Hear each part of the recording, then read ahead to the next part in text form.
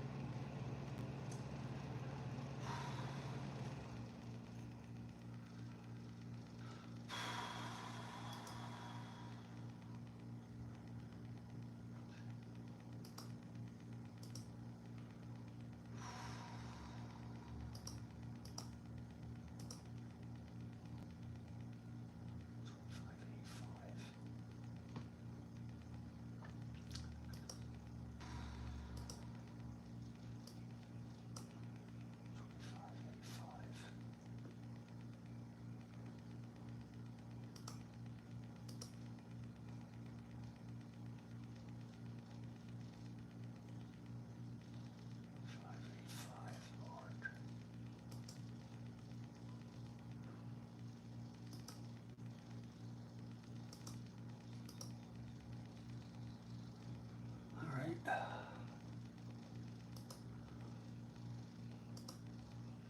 23E2.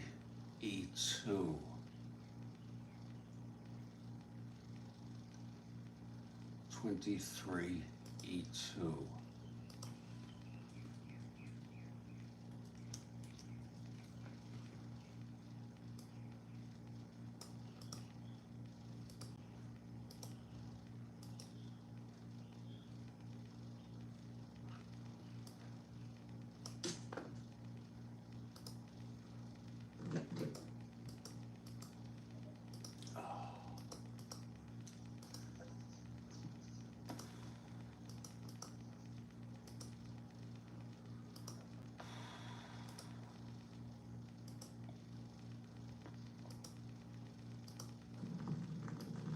Hello? Oh, wait, what happened?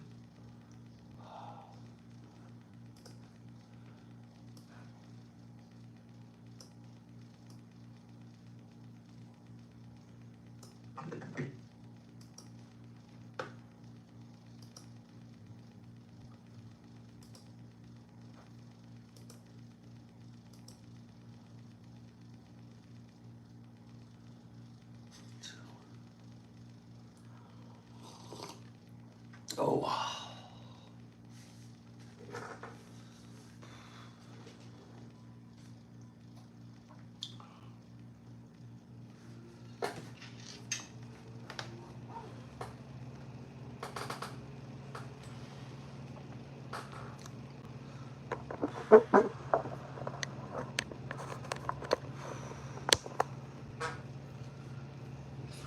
Two.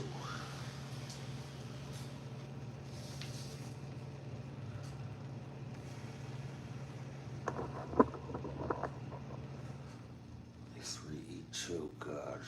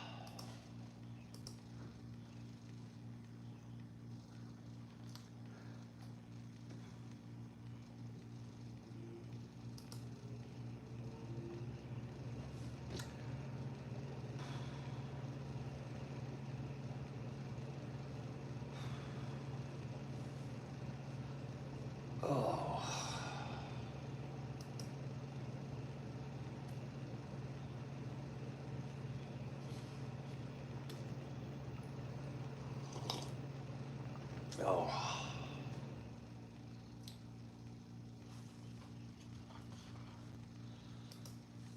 That's gonna be 210.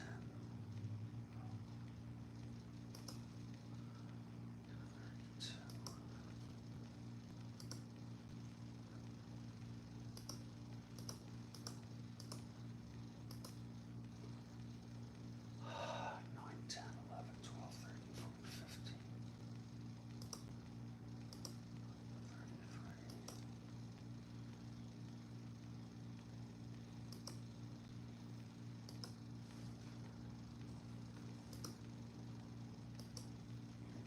33.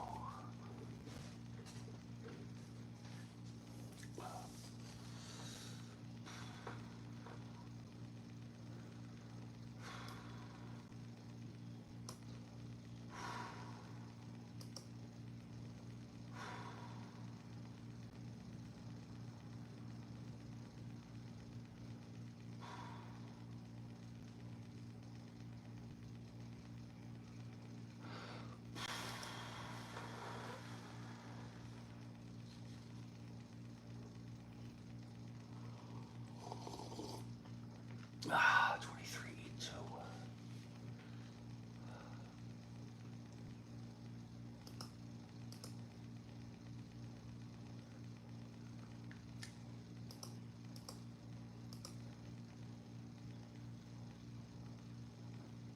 2.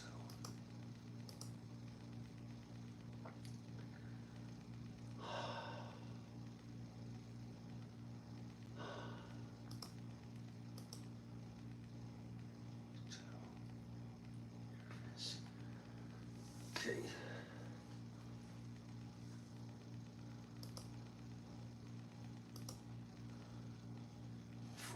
4F7.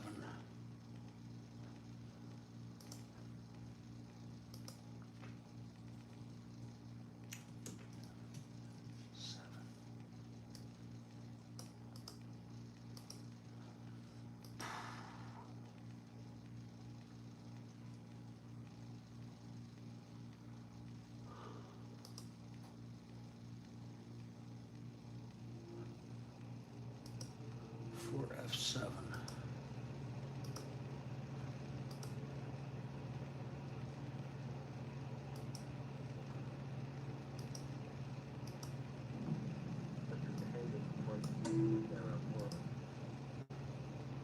4F7.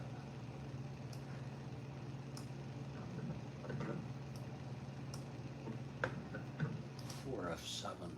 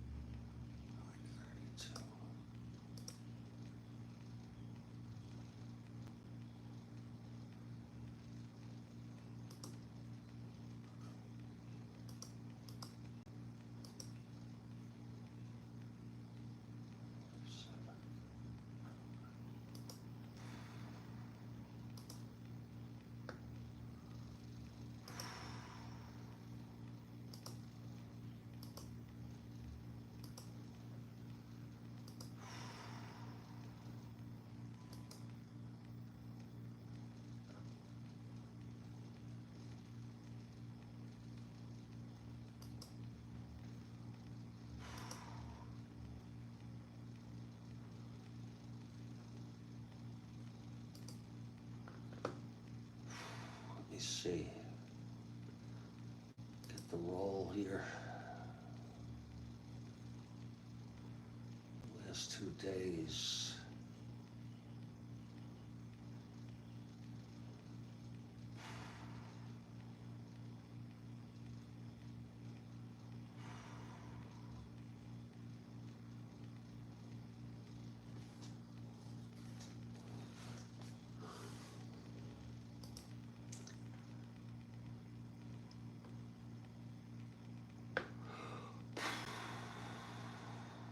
It's 1958.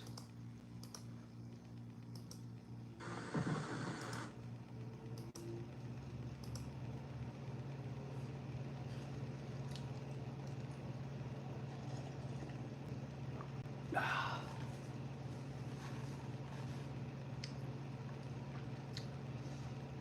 9:58.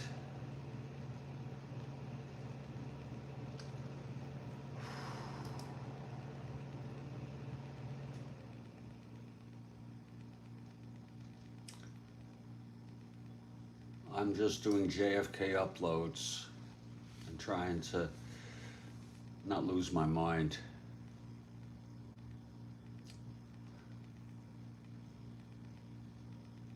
Not exaggerating the badness of situations. All right, now.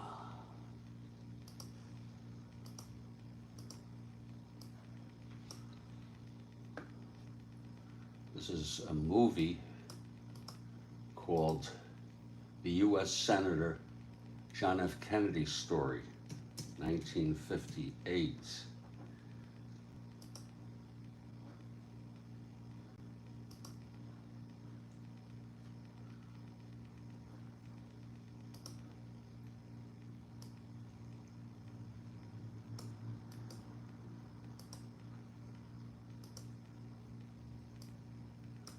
Let's just hope it doesn't get flagged for copyright material, which I then can delete. It's not a strike.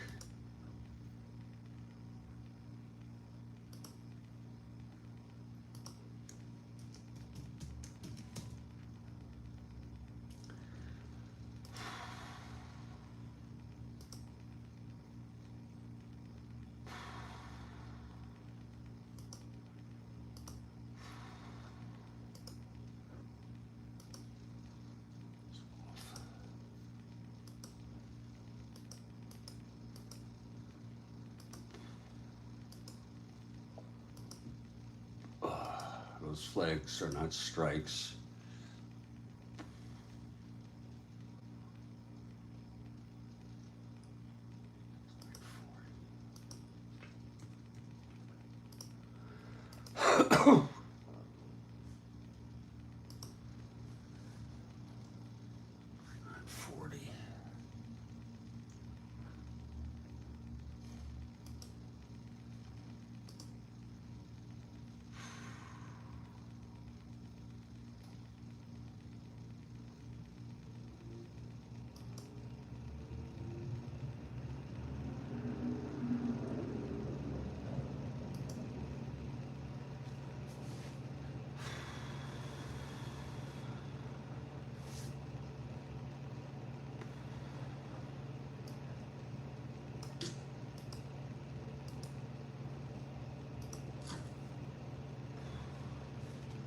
Make another pot of coffee.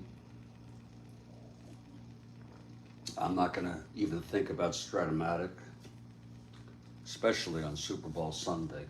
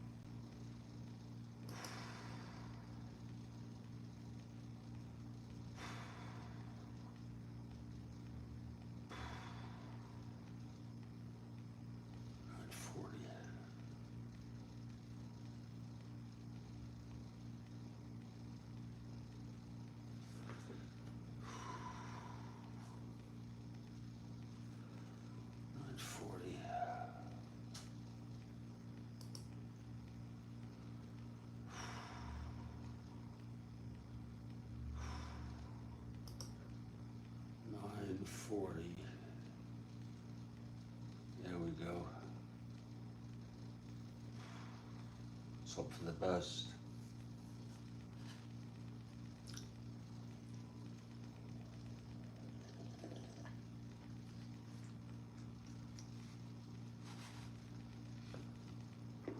Oh, let's see here.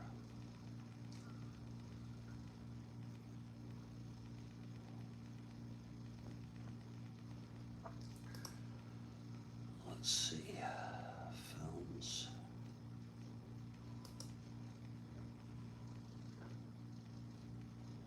The last 2 days.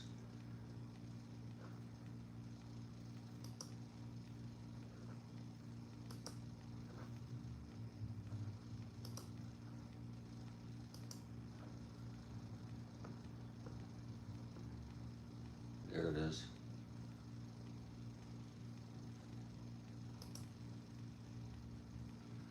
Outtakes of the last 2 days. A roll, B roll, and outtakes. We'll put that all into one.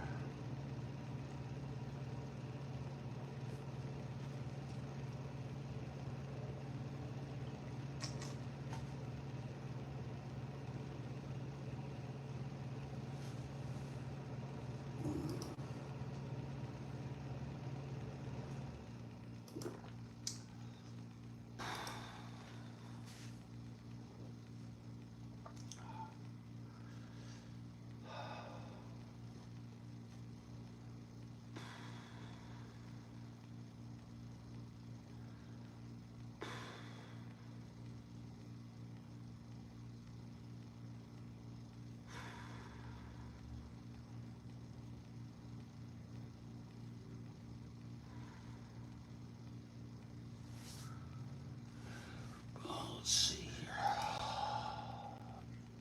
40.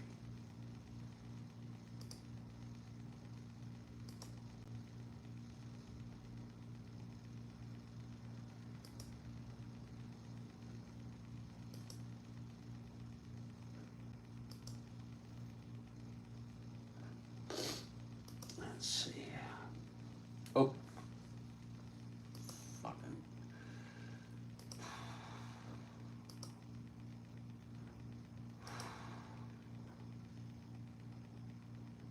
God.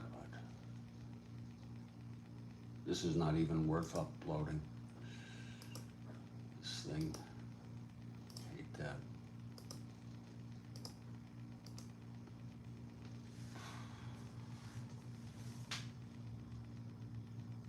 God, I hate that.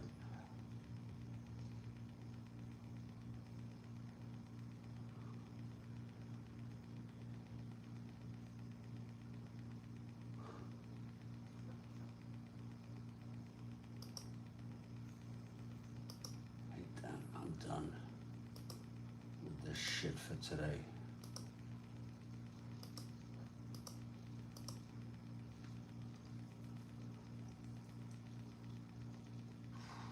God.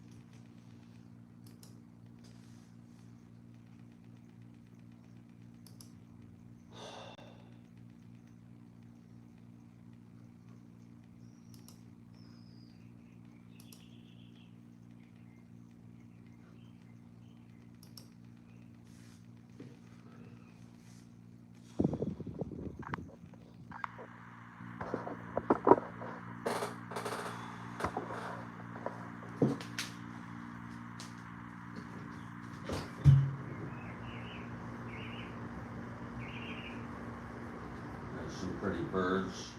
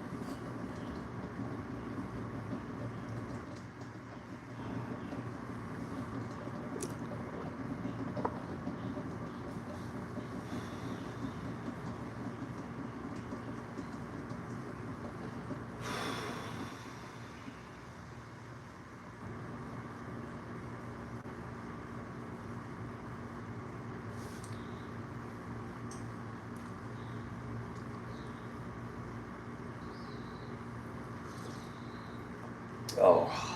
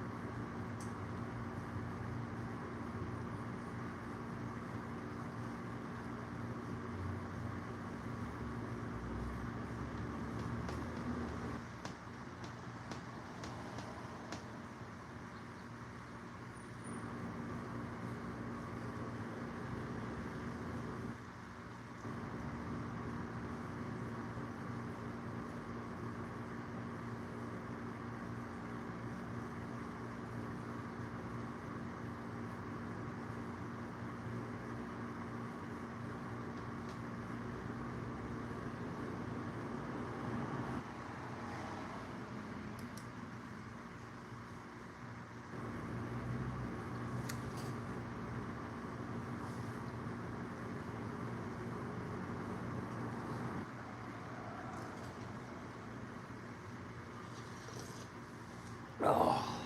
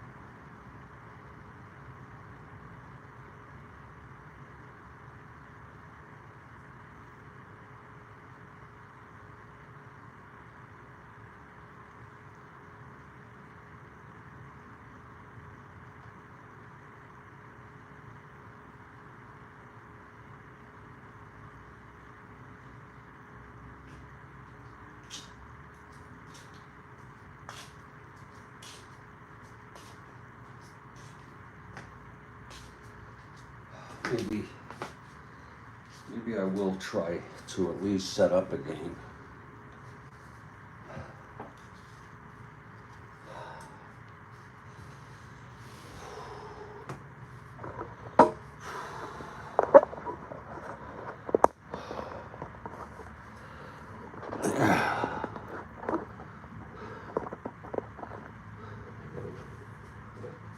Team 11 again.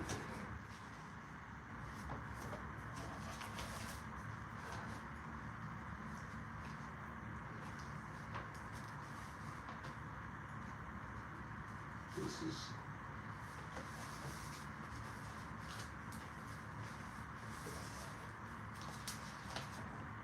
1911.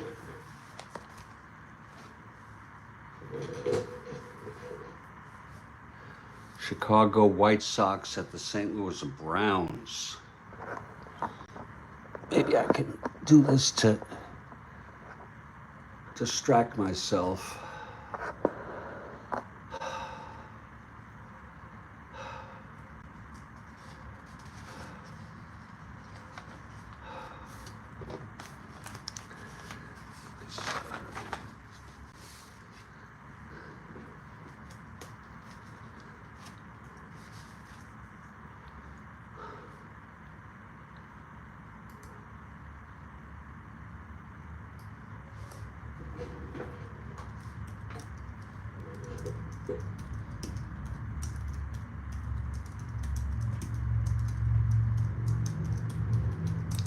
Browns are the worst team in baseball.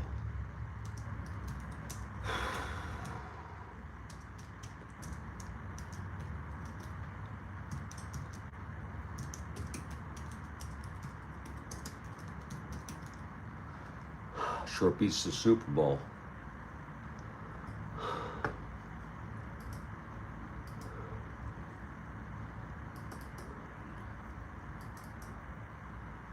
Uh,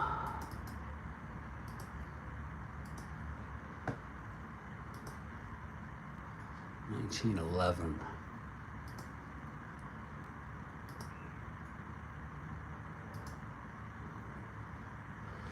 Chicago White Sox at the St. Louis Browns.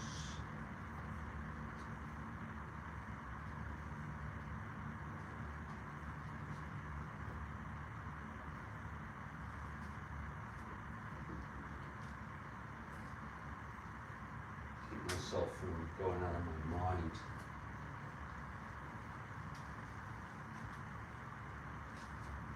Browns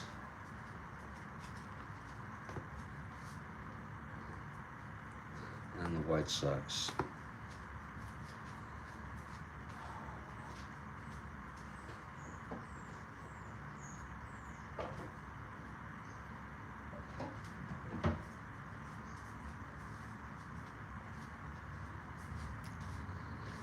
Let's see, this is the third of a three-game series. The White Sox took the first two.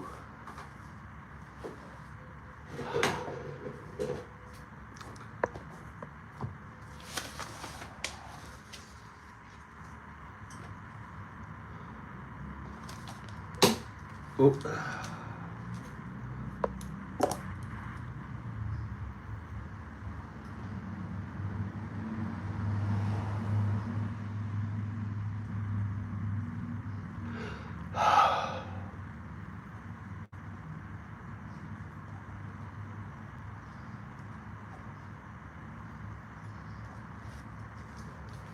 Oh, let's see.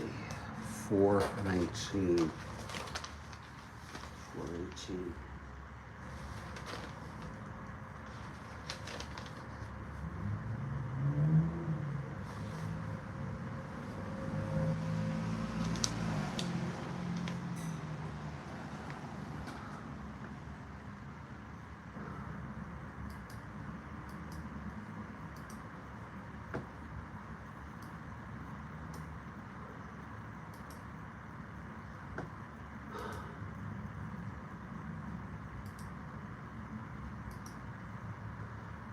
1911 replay.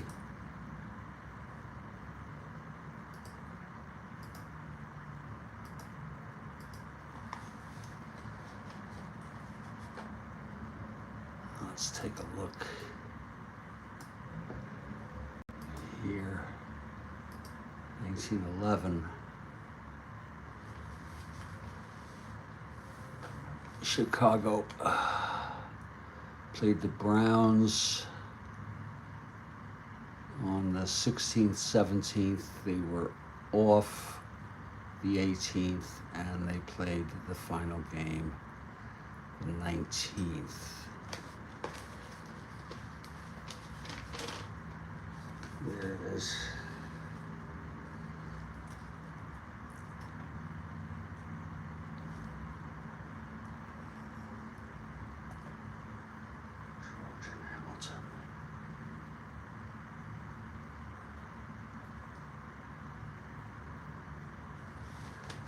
There.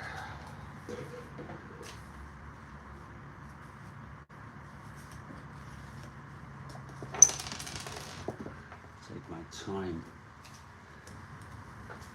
doing this.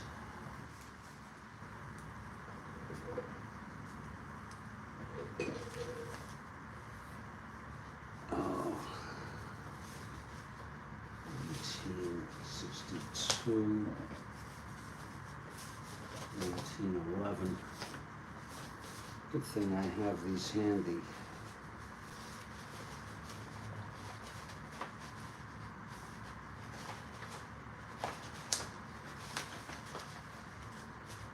$1911.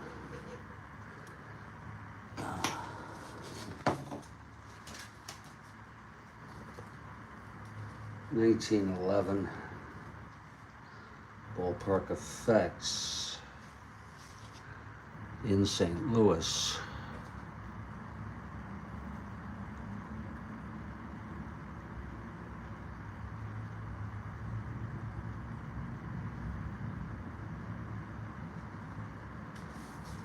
Okay. Let's check out their records.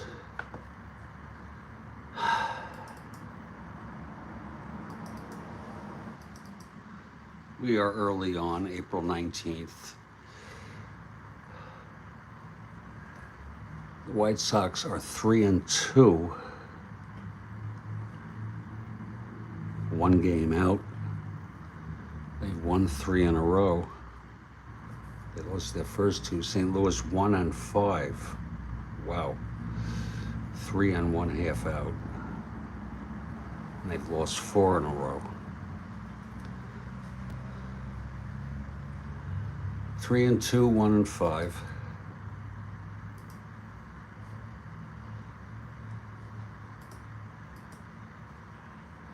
Just to let you all know, the White Sox came in 4th place. About an average team. They were 77 and 74. The Browns came in last place, 45 and 107.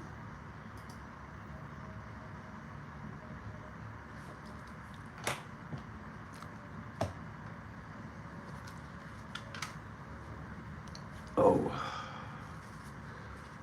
Connell, Zyder, McIntyre, Doherty, Callahan,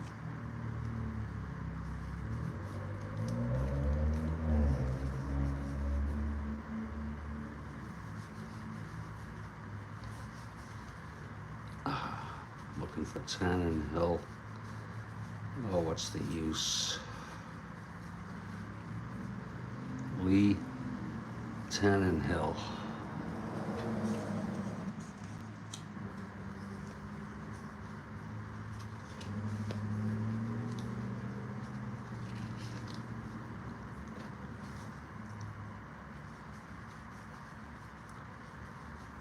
Oh, what's the use here?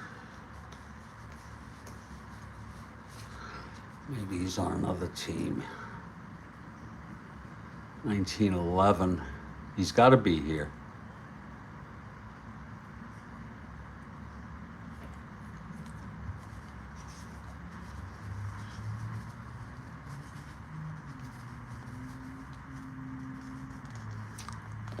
fuck is he? Did I put him in here? Hold on. Oh.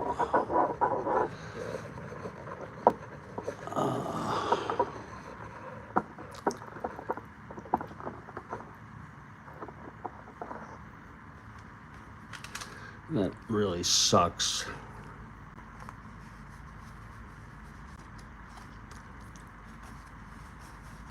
Here he is. I put him in there by accident. Okay. Tex Jones.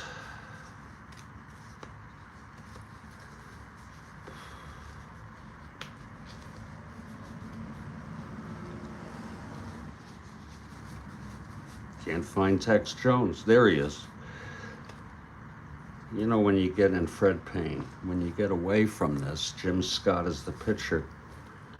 It's hard to get back.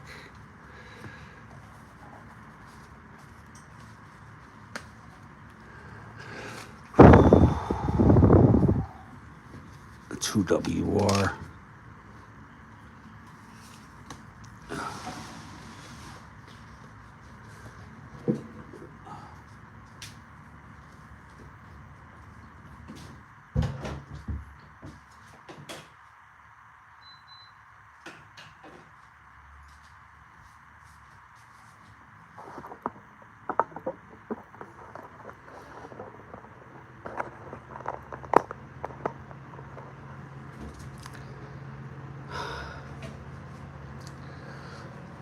WR.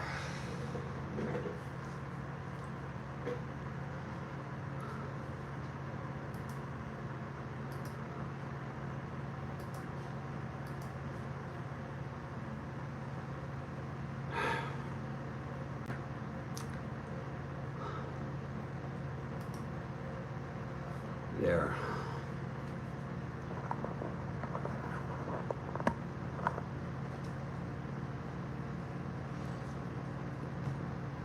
Oh, let's get the Browns.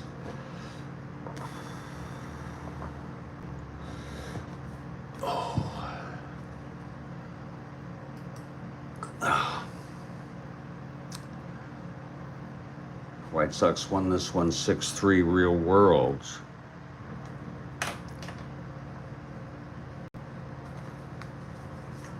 Hoffman, Boston, Murray, Laporte. Now where's Jay Clark?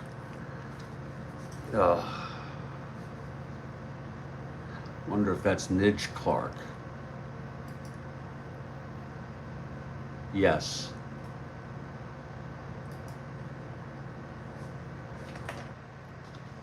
Pat Newman.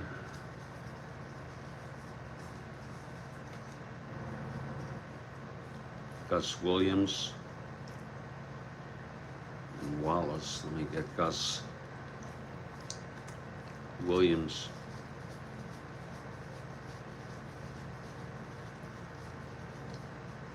Shit.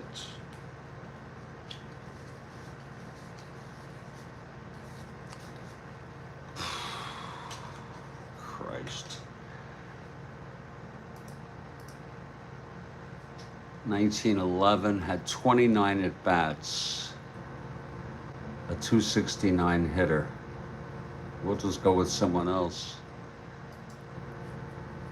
Gus Williams, left field, against Scott, a right-hander.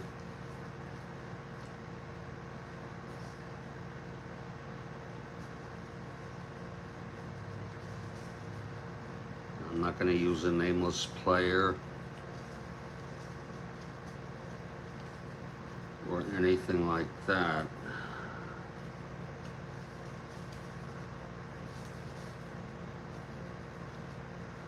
Bert Shotton and Wallace. Bert Shotton, some of you may remember him. I think he was a manager of the Dodgers. I could be wrong. And the pitcher is Dodie Chris.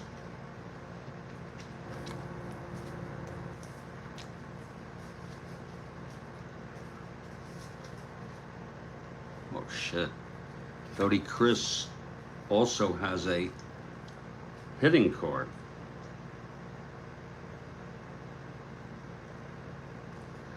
But when he's pitching, he used the pitcher's hitting card. Let's see if I could find him.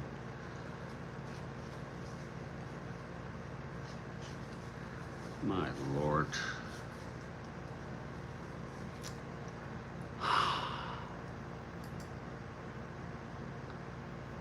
Batting. Pitching. He pitched 18 innings. Ay, ay, ay. Well, let me go with somebody else.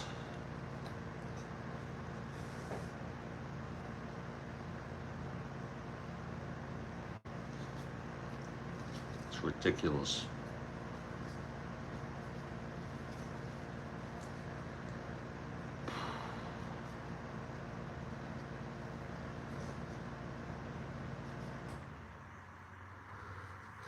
Maybe Barney Pelty.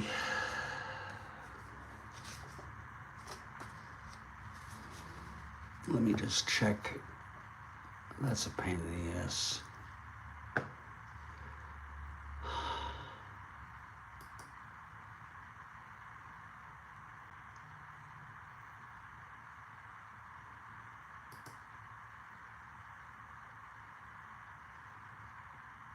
Yeah.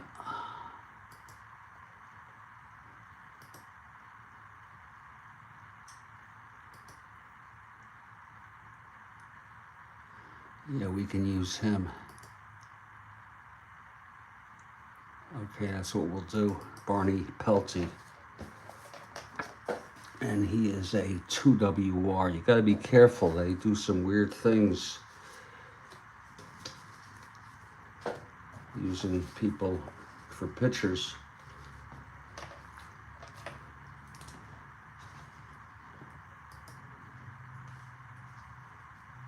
And we're going to put these in here.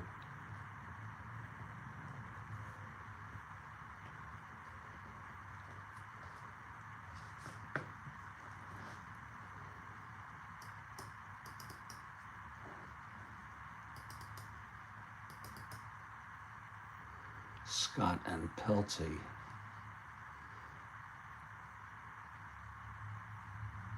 Scott is 2-0 already. Holy shit. God.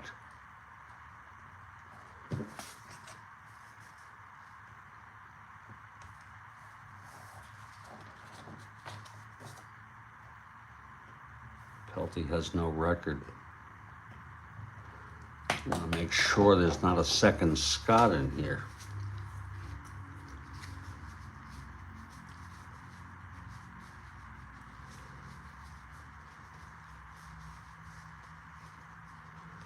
Well, we're going to use them.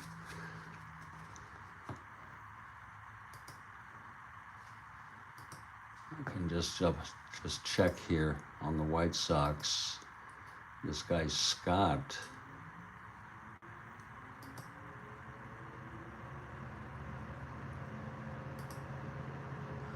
What can be a more meaningless game? Yes, Scott pitched there.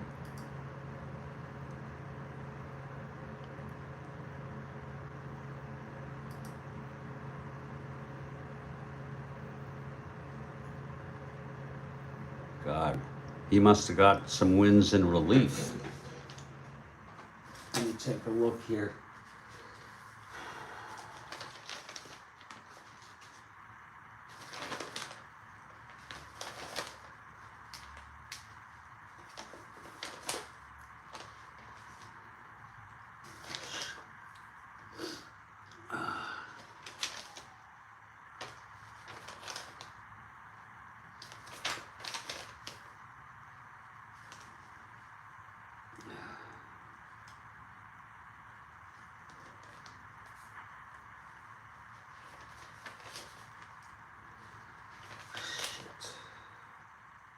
Yep, Scott 1-0.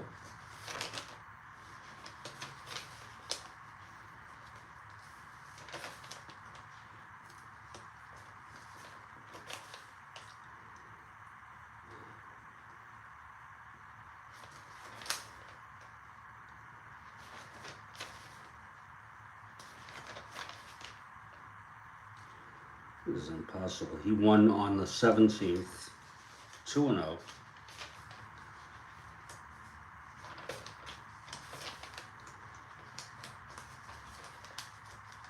He's 2-0, not 3-0. My Lord, does it really frickin' matter?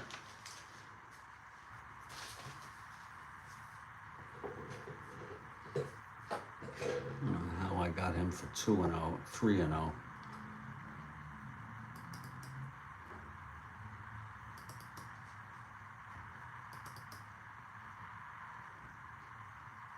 Oh, I do have him as 2-0. That's right. Okay. No, he is 2-0.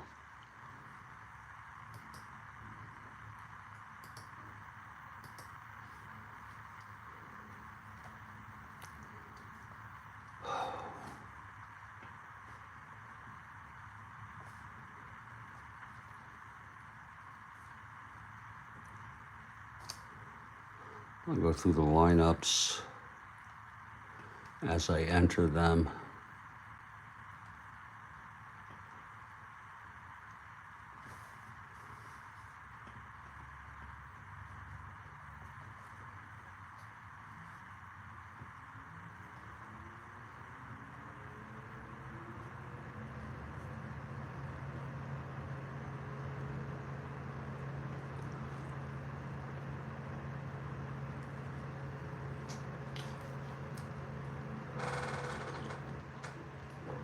Oh.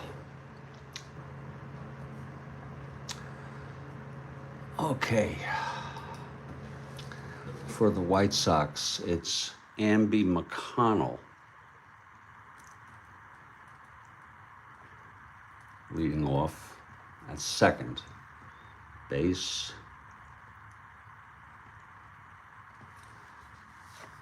Raleigh Zeider batting second, playing third base. Think about that these people actually lived.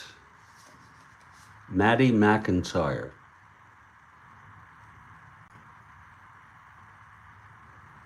Batting third. Oh shit.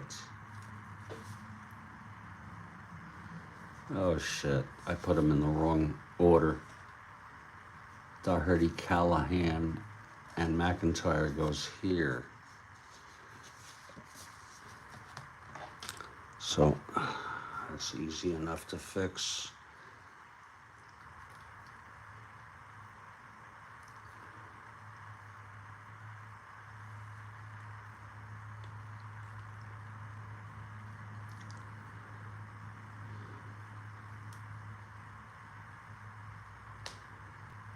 Oh, shit.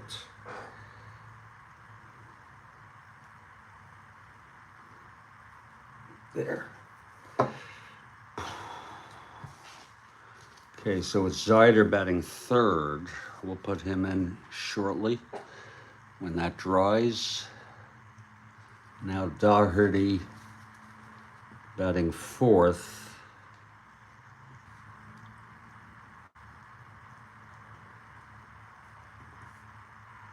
Playing left field.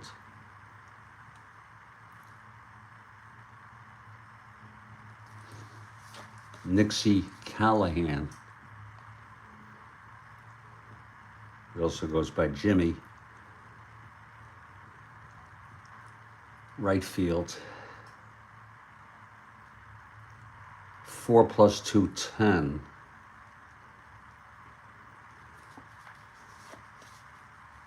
Batting sixth is McIntyre.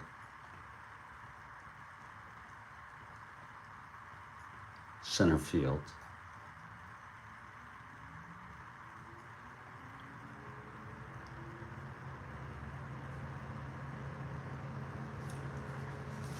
Lee Tannenhill. What the fuck?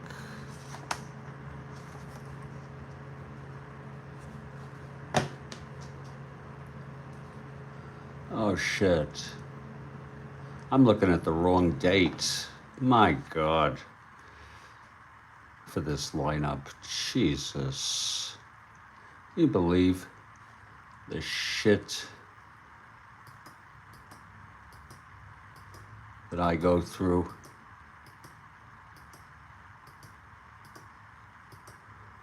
Well, we'll just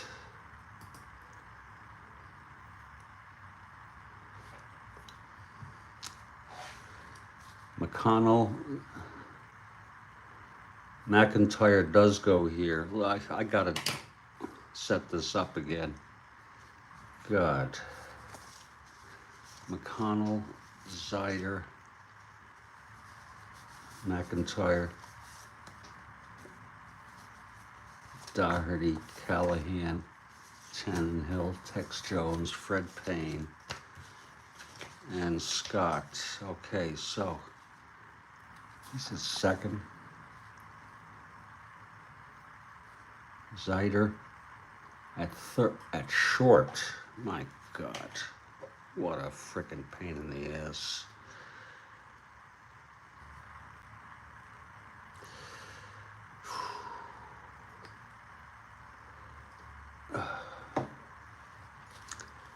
Then there's McIntyre in center.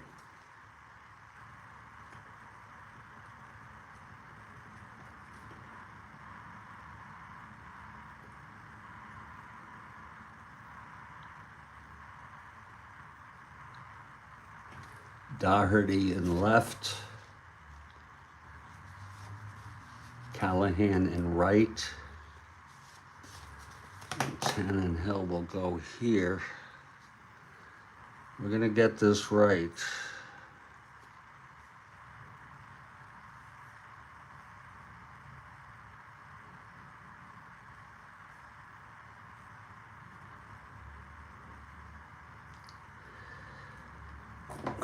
After Callahan, Tannenhill.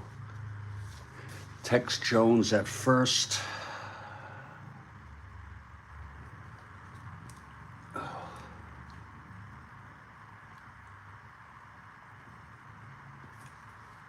Fred Payne, the catcher.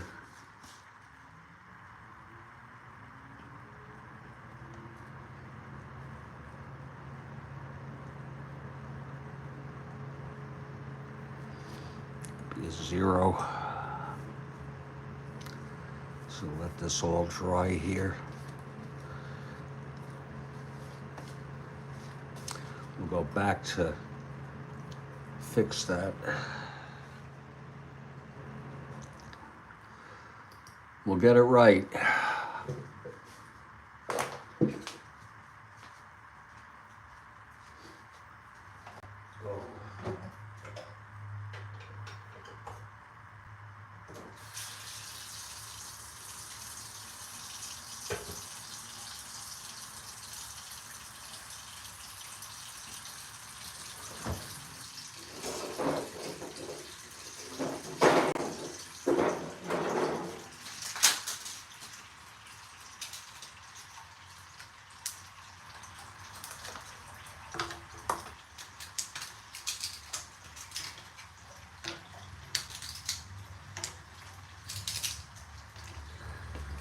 I want this game to be epic.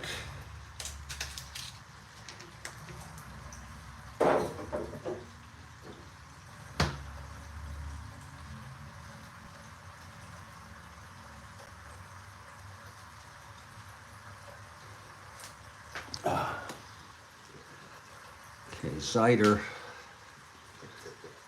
is the shortstop in this game.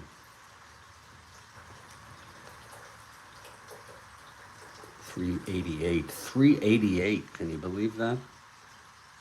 A lot of people make errors. And here's Tannenhill.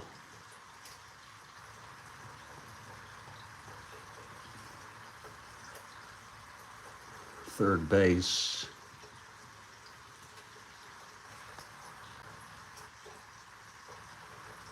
.356. There we go. So we have pitcher, catcher, first, third, second, short, center, left, right.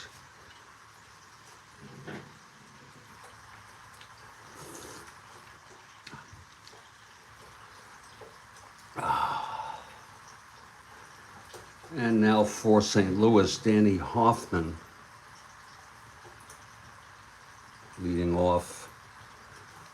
in center. Hopefully we won't make any errors doing this. I do have the right game, the 19th.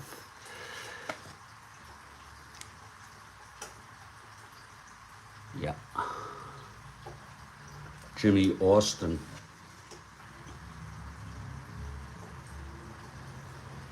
At third base. He's a 144. Jim Murray in right.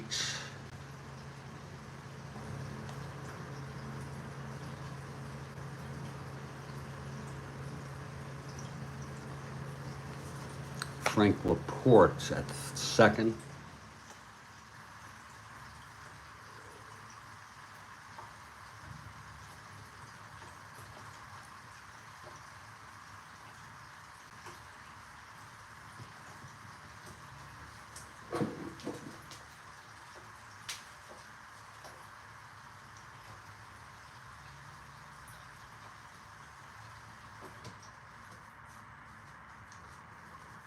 Nidge Clark, or Jay Clark, behind the plate.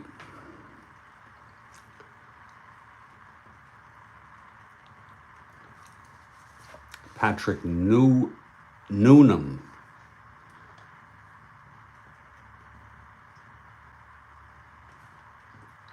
first base. Bert Schotten,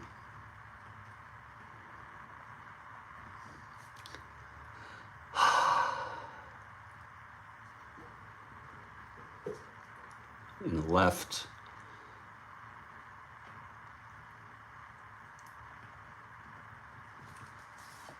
Bobby Wallace at short.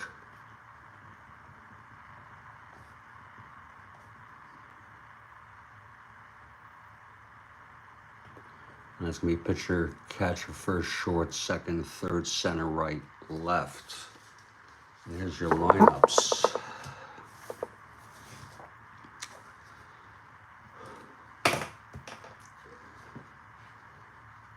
And this game is in Sportsman's Park 3.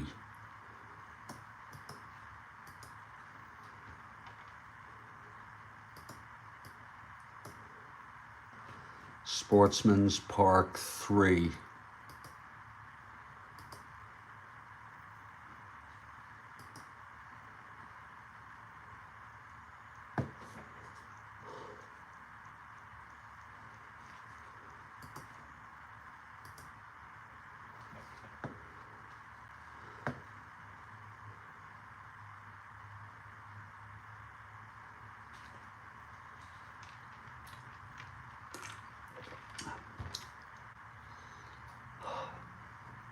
God.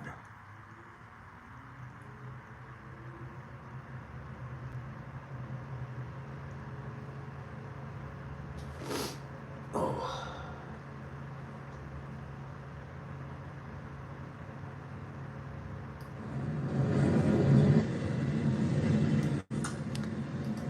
Attendance for this game is 1,200.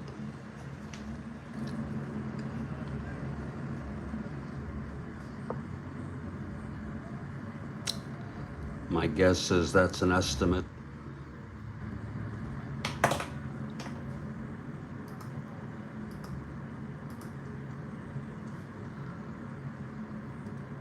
This is Sportsman's Park 3.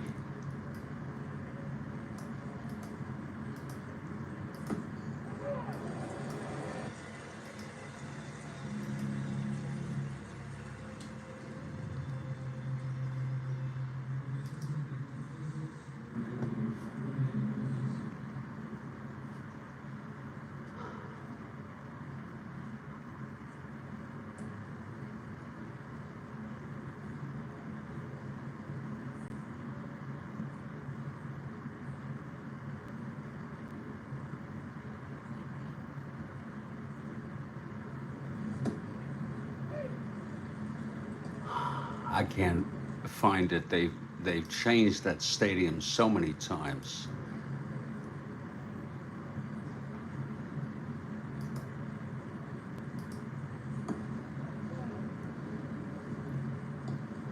so many times.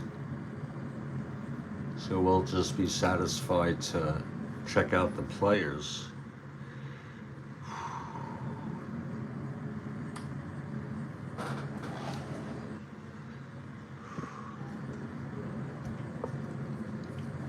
And the St. Louis Browns take the field. We are in St. Louis. Browns are 1-5, off to an early start.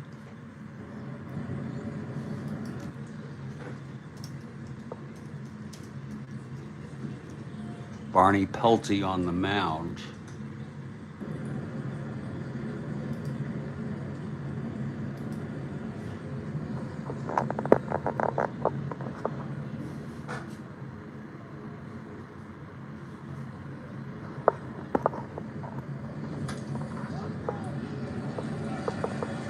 Pelty. He was called the Yiddish Curver because he was one of the first Jewish baseball players in the American League.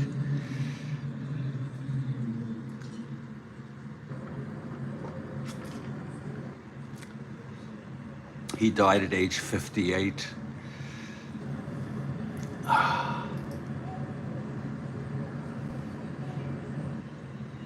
Of what, I do not know.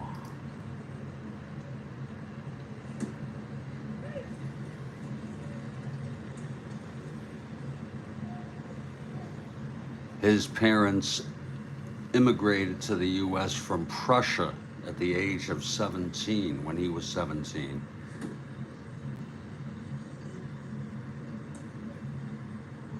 And again, what he died of, I do not know. And leading it off for the Chicago White Sox, who are 3-2, is Amby McConnell.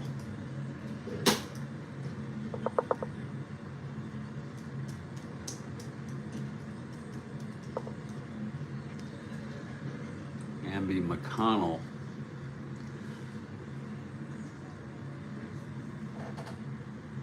Died at age 59.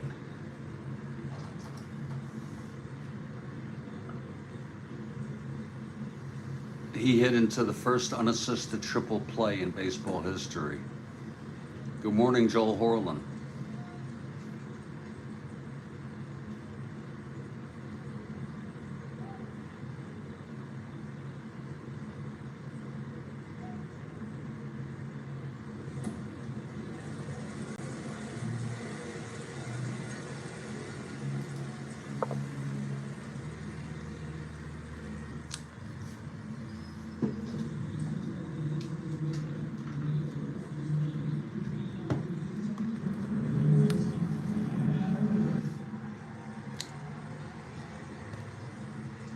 Okay, so Pelty is ready.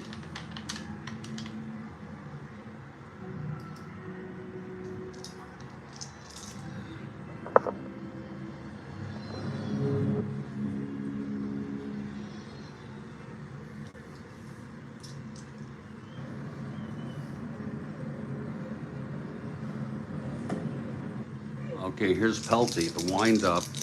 Pitch to Amby McConnell.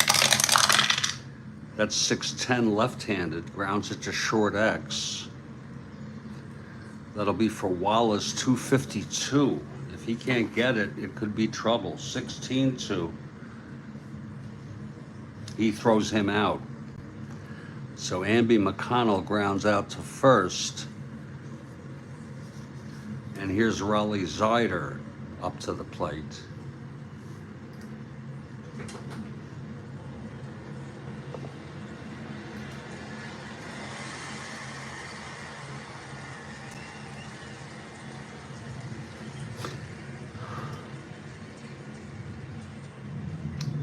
Raleigh Zeider died at age 83.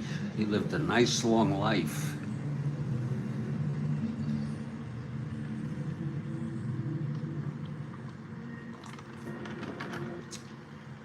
One out, nobody on.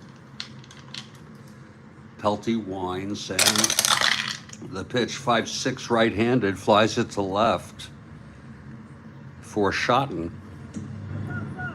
He makes the catch, it's 2 away. And here's Matty McIntyre.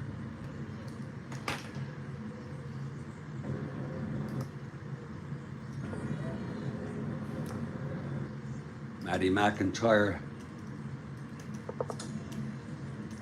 steps in the batter's box. He died at age 39.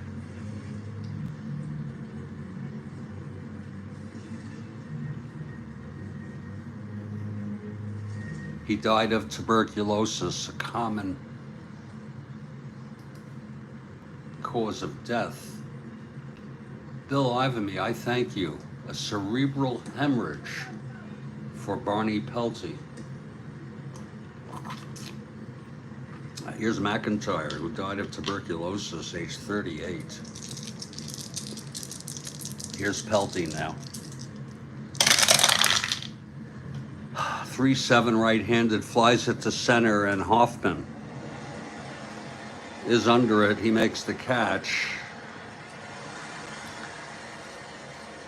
And the side is retired. So a 1-2-3 inning for Pelty. We've gone a half.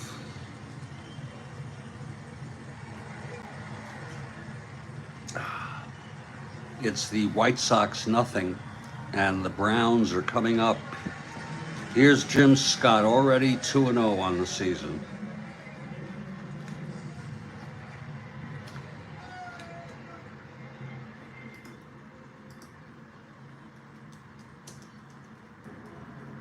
If anyone wants to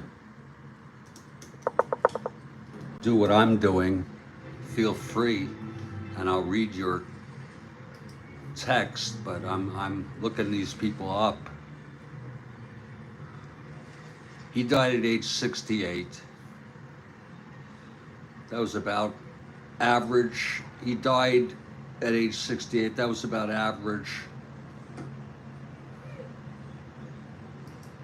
Back then, maybe a little more.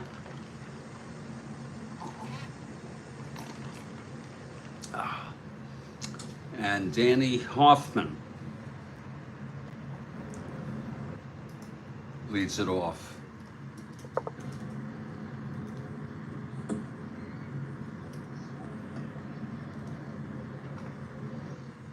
Danny Hoffman, the leadoff hitter,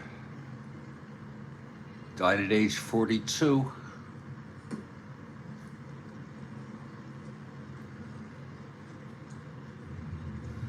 He batted a ball into the outfield, which struck and killed a horse.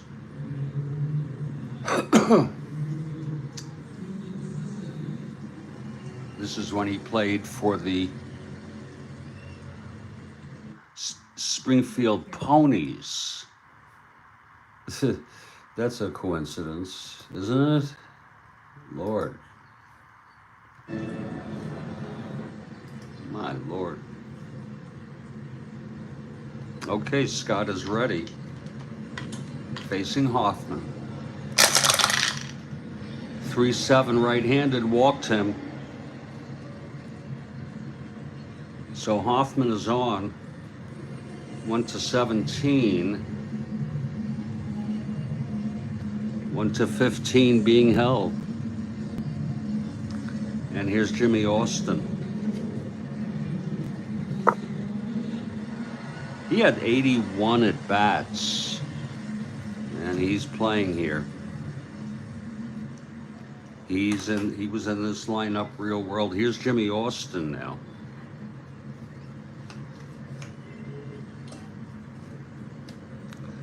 We're gonna play a little small ball. Austin has a chapter in his classic book, The Glory of Their Times. Okay. Jimmy Austin is the batter.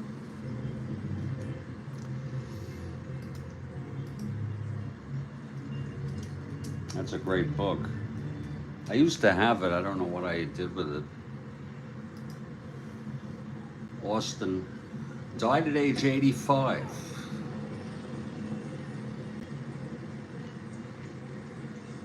And the famous photograph of Austin's buttocks in 1909 when Cobb stole second base or third base, I'm not sure which, but that's a very, very famous picture.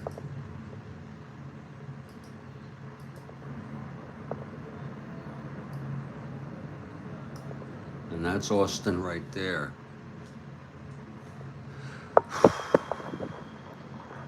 This, yeah. So Austin steps in.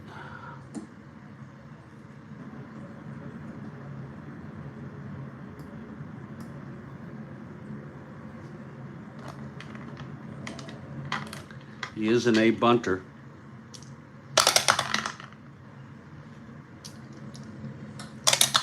Infield is back. He's an A bunter. It's hit to first. 6A defense has a chance to go for Danny Hoffman, 1-12 at second.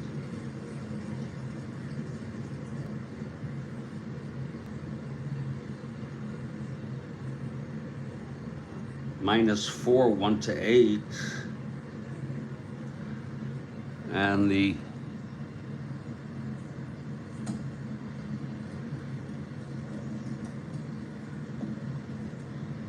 first baseman, Jones, 1-11. I think they will go with a shore out here.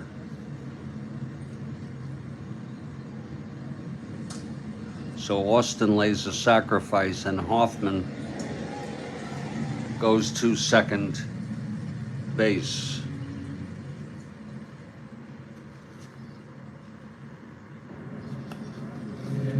Now here's Jim Murray. The Browns 1-5 in the season. Ritter gave the interviews a percentage of his income from the book, the interviewees. Oh, that's good to know. I didn't know that. I don't know if Ritter was a physician or an attorney or something, and Okay, Jim Murray steps in the batter's box.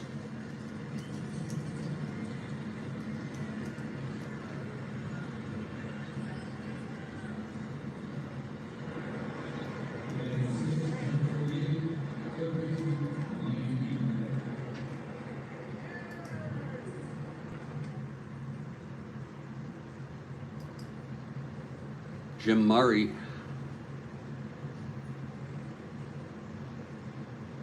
it was a great book, and a lot of the recordings are on YouTube. He died at age 67.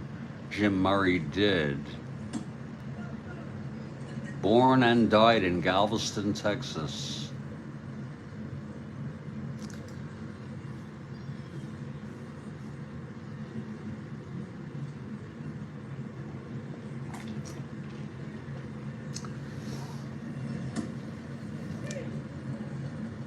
Okay, Murray steps in.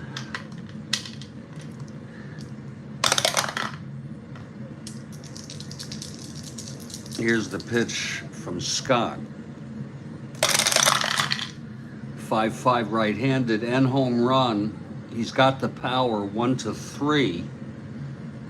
It's to left field, and Doherty makes the catch. Again, it was a 5-5 right-handed. And home run 1-3. It was a 9. He's got the power. That's 2 outs. And here's Frank Laporte.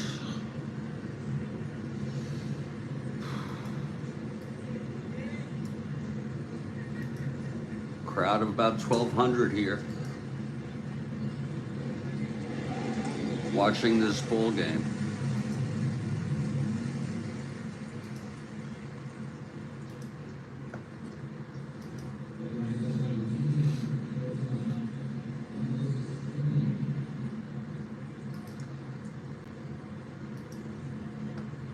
and this will be a clutch situation.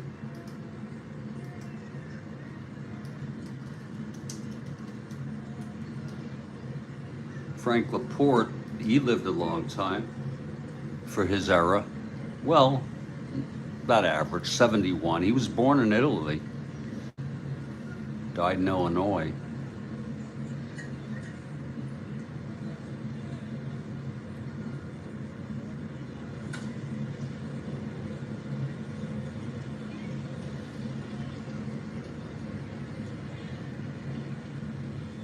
He was actually close to, had relationships with the Chicago mob, including Al Capone.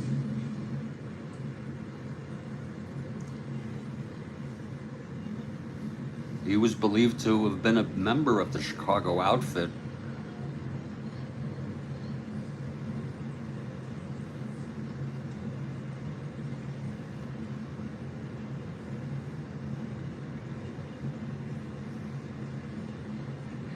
And he was exposed in a newspaper article, Chicago Daily News, as being instrumental in illegal activities, including bootlegging. And here's Laporte now. It's 2 outs and Hoffman on second. Again, this is a clutch situation. Scott from the stretch trying to get out of this. The pitch to Laporte, 4-9 right-handed, walked him. Second walk this inning. So it's Laporte on first, Hoffman on second, and here's Nidge Clark.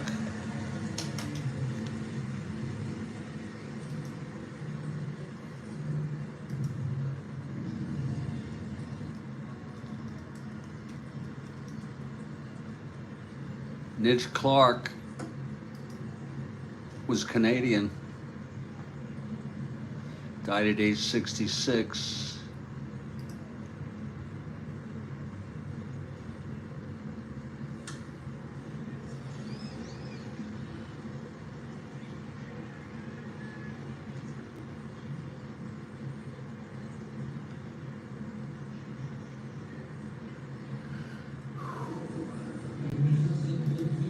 Okay, Clark at the plate. This will be a clutch situation. Here's Scott now.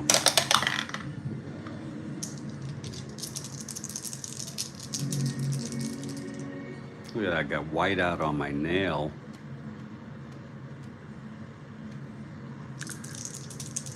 Here's the pitch to Clark. 4-7, left-handed, walked him. The bases are loaded with Browns. Nidge Clark draws the base on balls. And that'll bring up Patrick Noonan.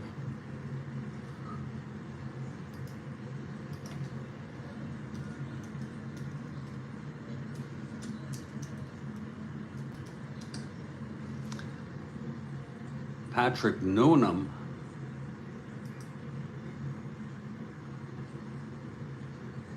only played 2 years, 1910 and 1911. He died in 1938, age 57. He had only 62 at-bats this year, and he played.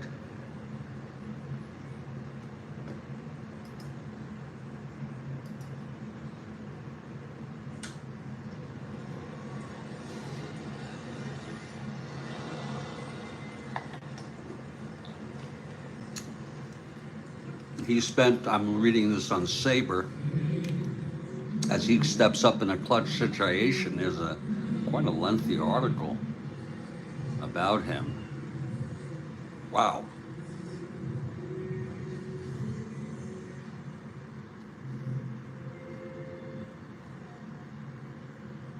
He died of tuberculosis. You know, so you realize how deadly that was.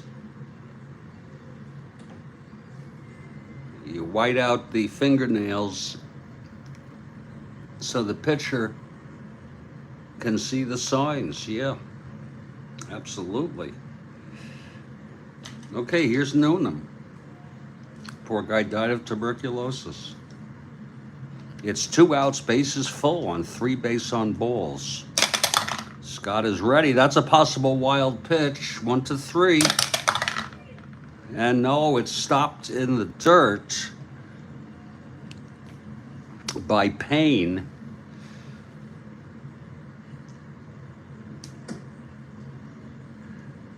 Full count on Noonan now. That's 6-10 left-handed, grounds it to third X. This is big. This could bring an unearned run or a hit or who knows what. Tannenhill is a 356. You hope his range can get it. 14-3. Oh my, E56. That's gonna score a run. It's 8. It's an error by Tannenhill.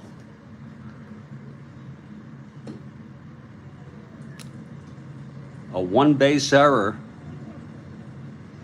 scoring an unearned run.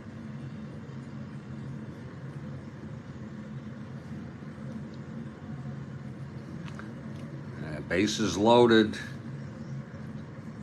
still with 2 outs. That is great research indeed, and it's, referenced. Go live with me. Here's Bert Schotten now.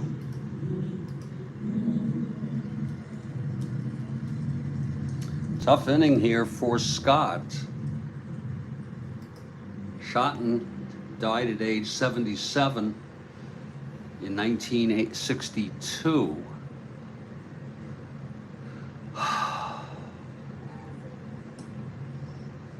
He played for the Brooklyn Dodgers, the St. Louis Browns, obviously. He was a manager, that's right.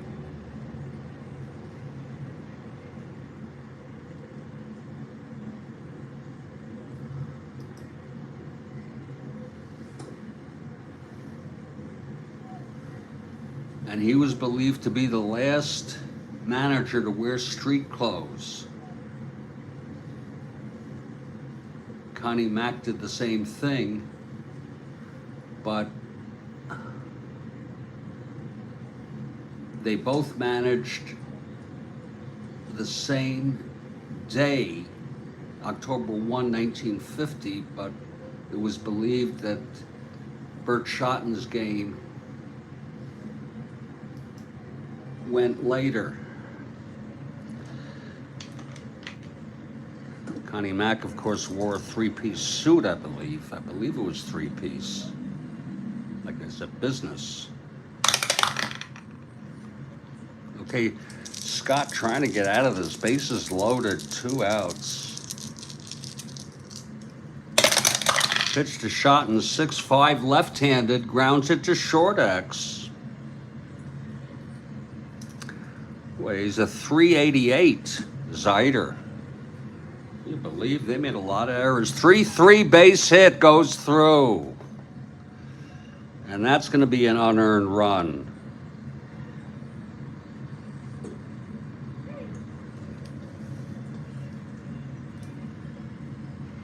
Give him an RBI on that. 2 unearned runs due to the error by Tannenhill. What a first inning this is.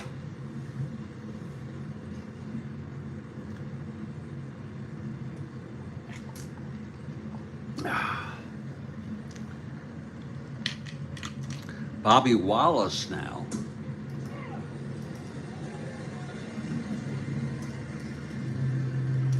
Is the batter. Wallace lived a very long life. 86 years old, died in 1960. But think about all that these people missed, but I guess we missed a lot too. He was inducted into the Hall of Fame.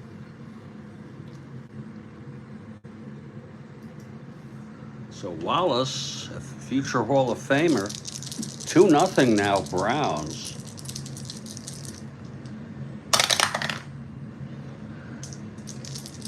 Here's the pitch to Wallace.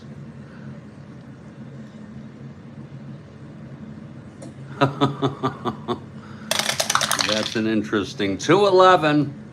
Grounded to third, and this time Tannenhill makes the play, and the side is retired, but 2 runs. Both of them unearned.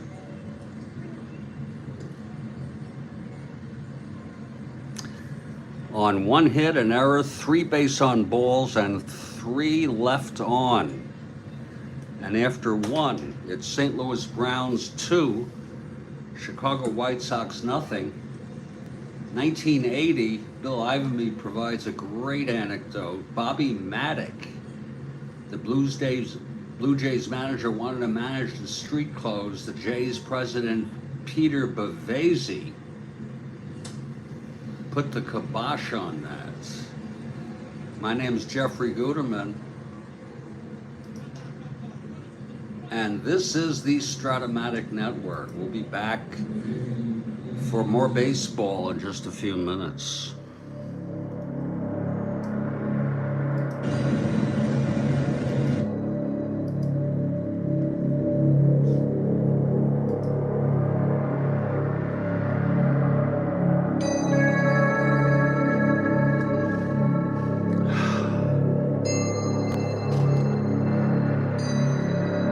Indeed.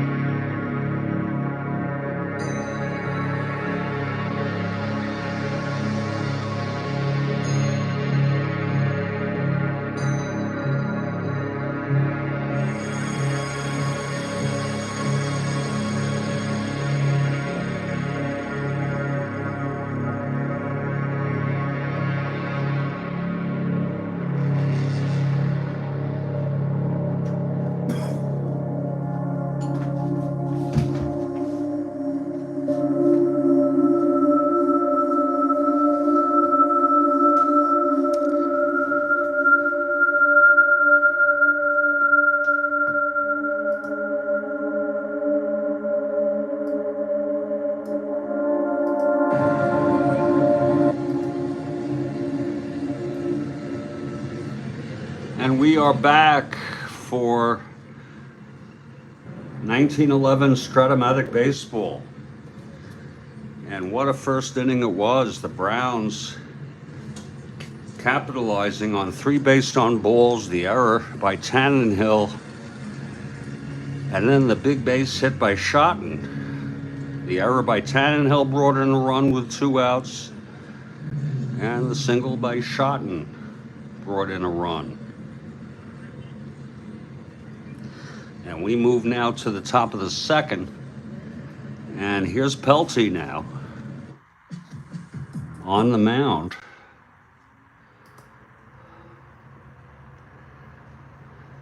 Taking some warm-ups. Crowd of 1,200 here in Sportsman's Park, St. Louis.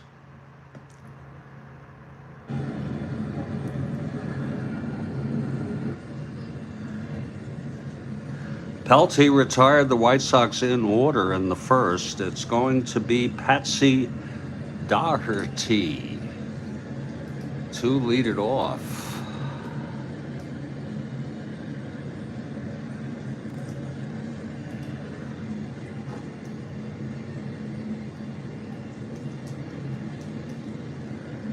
Patsy Daugherty coming to the batter's box. He died at age 63.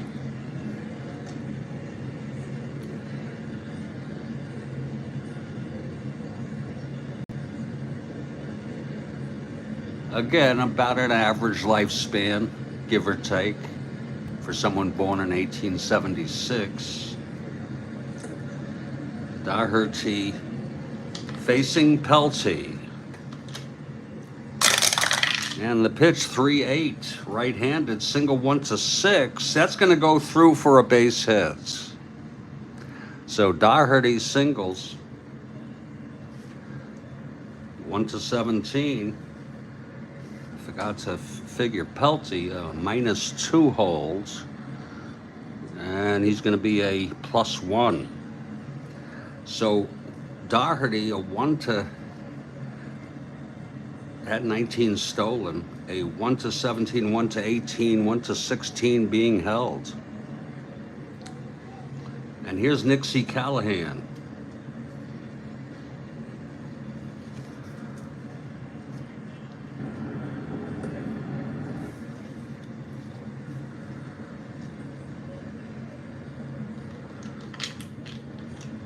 Okay, Nixie at the plate. Already trying to get the lead there. 2-6, 11 and 12 on a 1-16. He gets the lead, 1-16. Here's the pitch to Callahan. There goes Patsy. And Patsy is safe. Patsy Daugherty steals second base.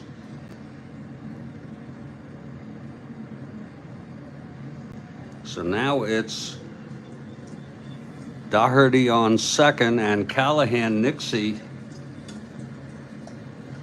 at the plate.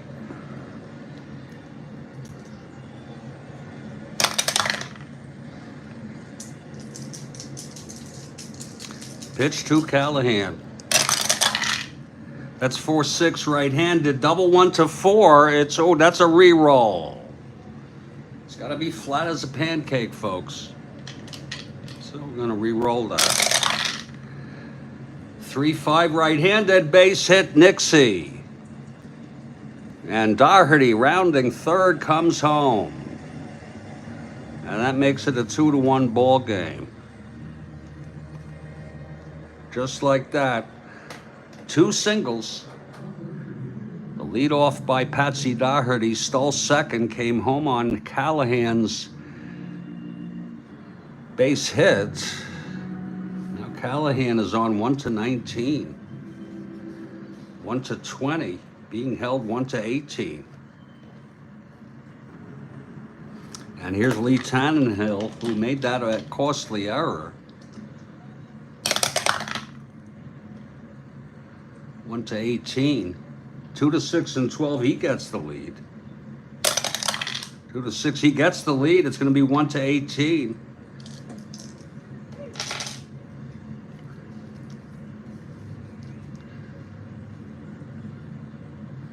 T rating 1 to 14. They'll let him steal it. So now a stolen base by Callahan.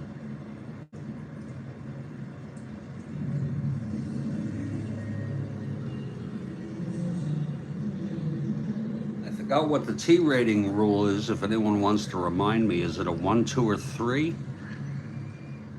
Possible error.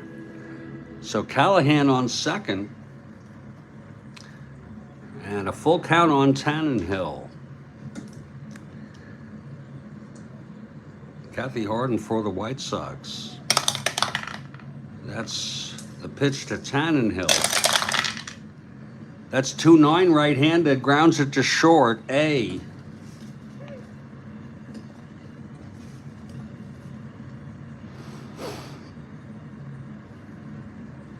Runner will hold. It's fielded by Wallace, who throws to first. Callahan holds. Thank you, Joel. Yes, 1, 2, or 3 for a possible error. Thank you, Joel. And here's Tex Jones. It's a 2-1 ball game. Tex steps in.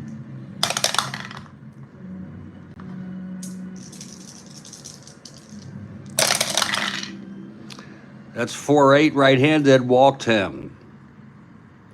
So Pelty in trouble here in the second. First and second, 1 out, and Fred Payne, the batter.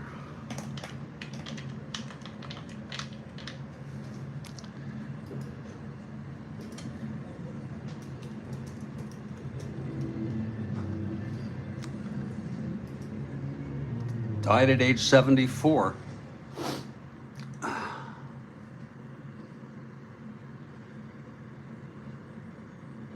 In 1954.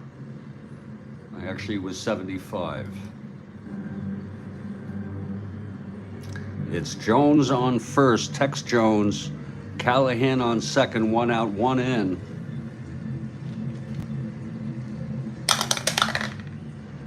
Here's the pitch to Payne. 110, ballpark slash. Right-hander 6, and it goes through, base hit. So that's going to load them up. And now the White Sox have their own kind of thing going. And here's Jim Scott, the pitcher. Bases loaded, 1 out.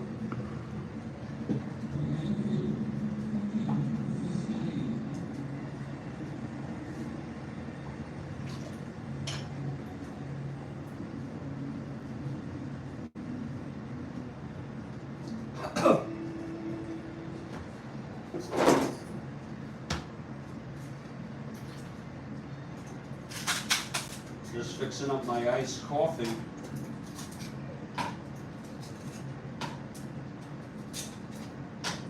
I'm going to drink up some iced coffee until I can't stand it anymore. And then I'm going to go on to the other stuff. I just want one day with peace of mind.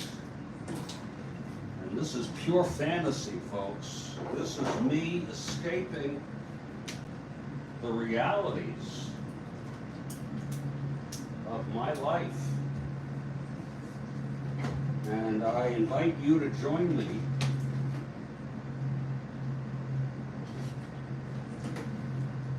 in doing so.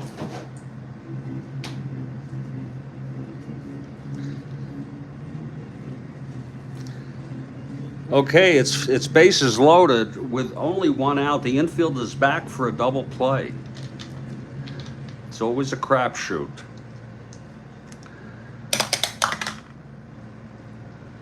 It's iced. And here's the pitch to Scott. 6-7, right-handed, flies to center. That's going to be deep enough for Callahan to tag. And it's a tie ball game. How do you like that? A sacrifice fly hit by Scott on a 6-7 right-handed. No question mark.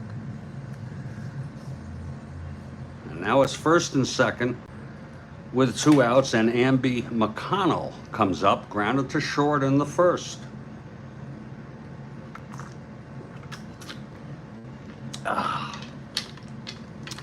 Okay, Pelty now.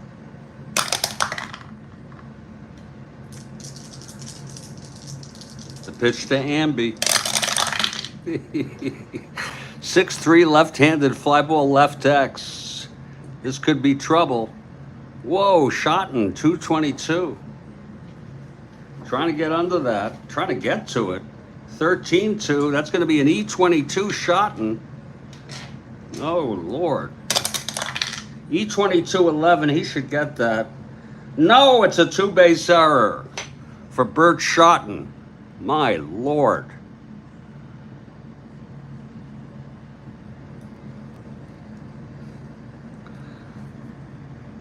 Jones scores.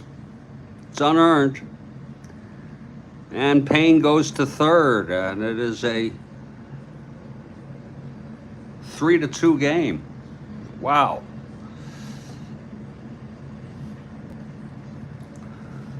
Now Raleigh Zeider, second and third, 2 outs. This is a clutch situation. Pelty trying to get out of this. 3-11, right-handed, grounds it to short for Wallace. He fields it and throws it to first. The side is out, but 3 runs for the White Sox. And we're in the middle of the second. It's a 3-2 ball game.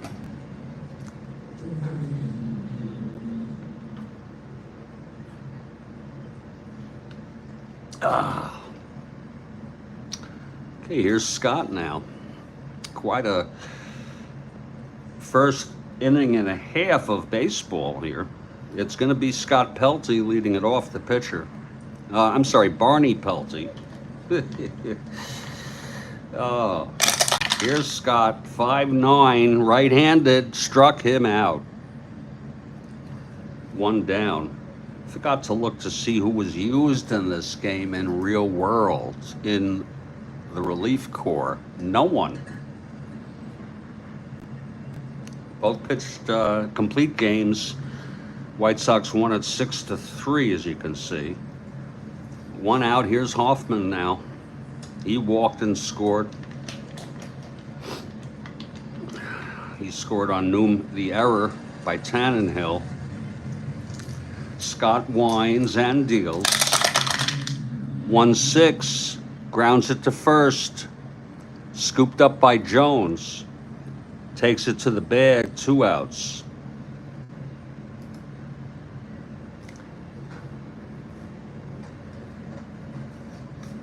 And that'll bring up Jimmy Austin.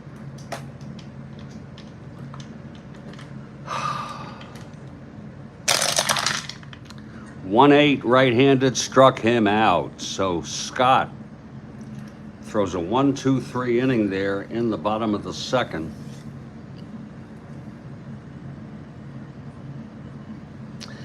And after 2, it's Chicago 3, St. Louis 2. It's the White Sox at the Browns. Again, the White Sox took the first 2 of this series.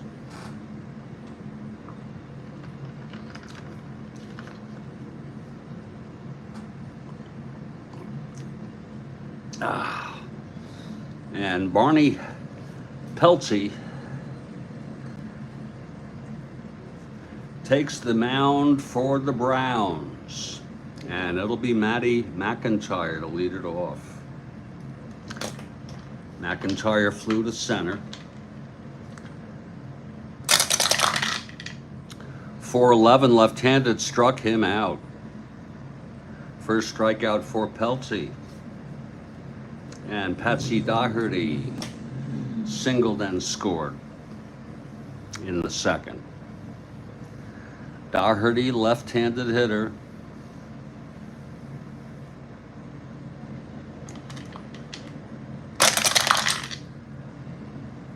.49 left-handed, struck him out.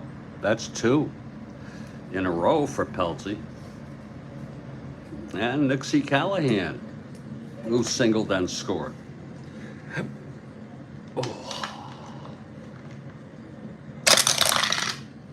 1-8, that's a base hit for Callahan, his second of the ball game.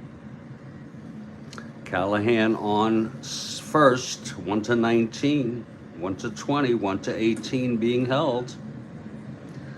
Looks like it's probably going to be a gimme if he gets it. 2-6 and 12. The pitch to Tannenhill. He gets the lead. And 1-18, they'll let him steal it. Second time, no throw. Second stolen base for Callahan. Now Tannenhill with a full count in a clutch situation.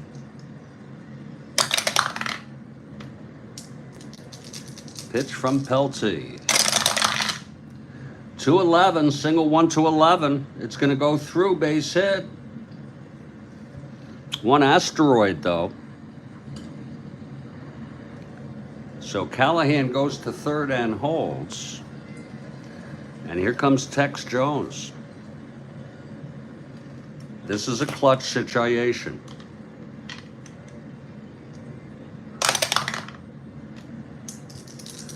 Pelty trying to get out of this. 5-8, right-handed, grounds it to second X. Laporte 441. Oh, it's a re-roll. How many times do you see? Do you go for that and then you see it's a re-roll? 310, right-handed, lines it to third, and it's caught by Austin. And the side is retired. Pelty, no runs.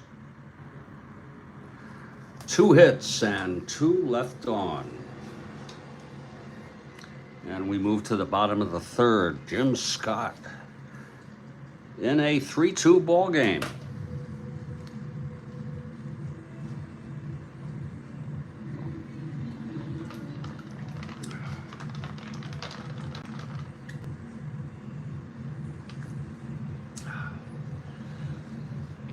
Here's Jim Murray to lead it off. Bottom of the third. Browns down by 1. 1-8, right-handed, struck him out. That's 3 in a row for Scott. Now Frank Laporte.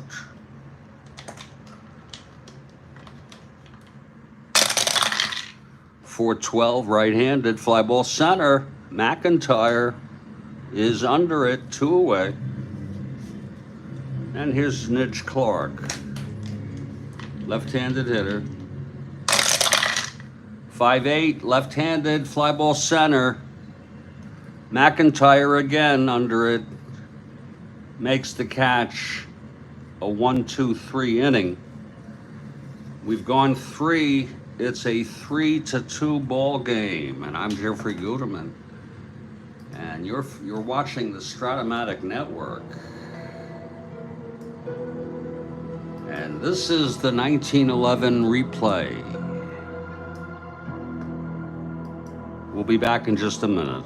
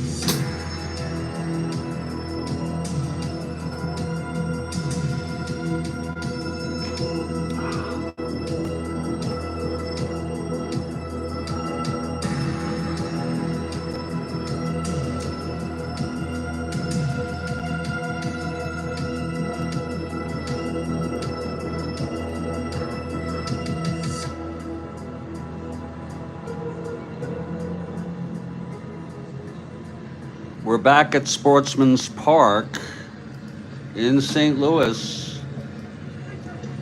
White Sox lead at 3-2. And Pelty takes the mound to start the top of the fourth. Fred Payne leads it off.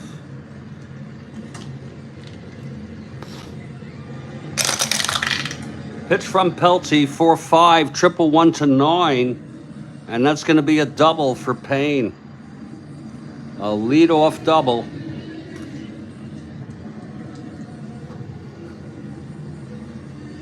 It was in the gap. 4-5 right-handed. And that'll bring up Jim Scott. He's a B bunter.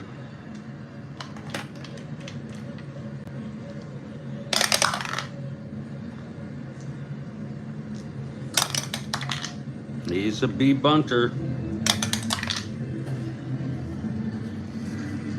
He bunts it or hits it back to Pelty. 11B strike. He fouls it off actually.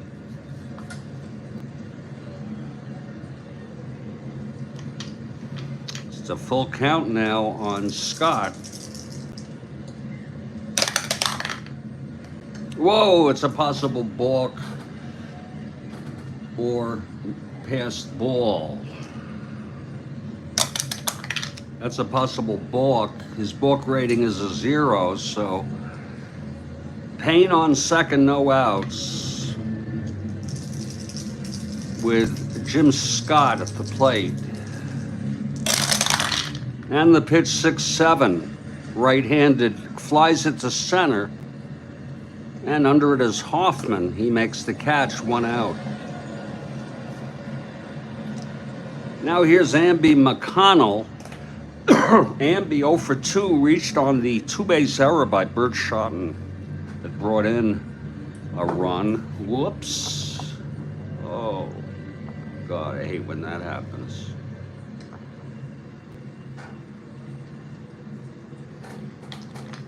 So McConnell, Payne on second.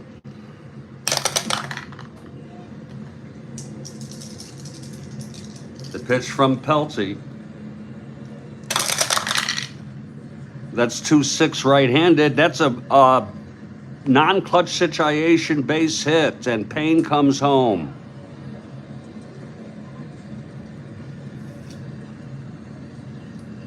So McConnell with the single. After Payne doubled, it's a 4-2 ball game now.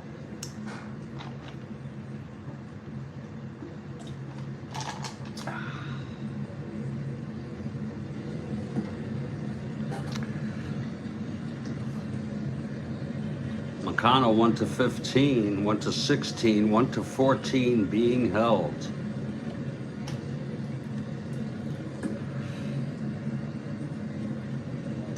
It's 4-2 now, Chicago.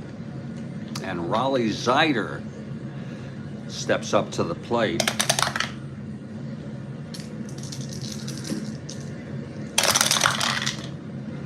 .612 right-handed, single 1-4. Lines it to short, and it's caught by Wallace. 2 outs. And here's Matty McIntyre, with McConnell on first, being held 2 away. And the pitch. 4-7 left-handed, walked him.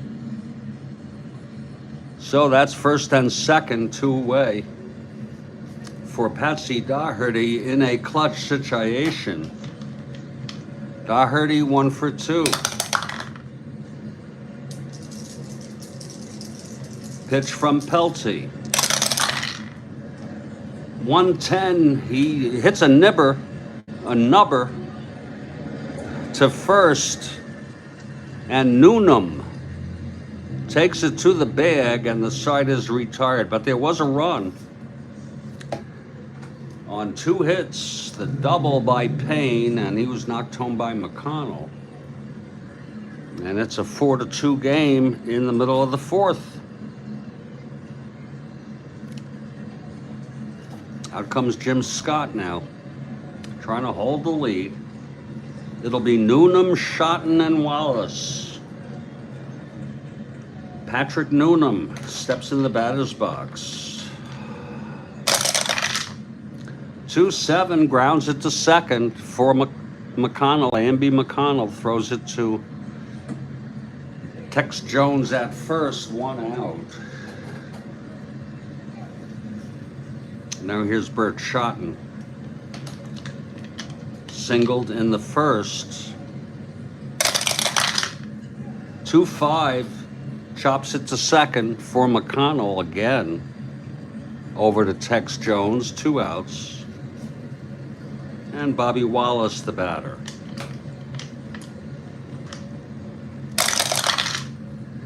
Two, 3, single 1 to 11.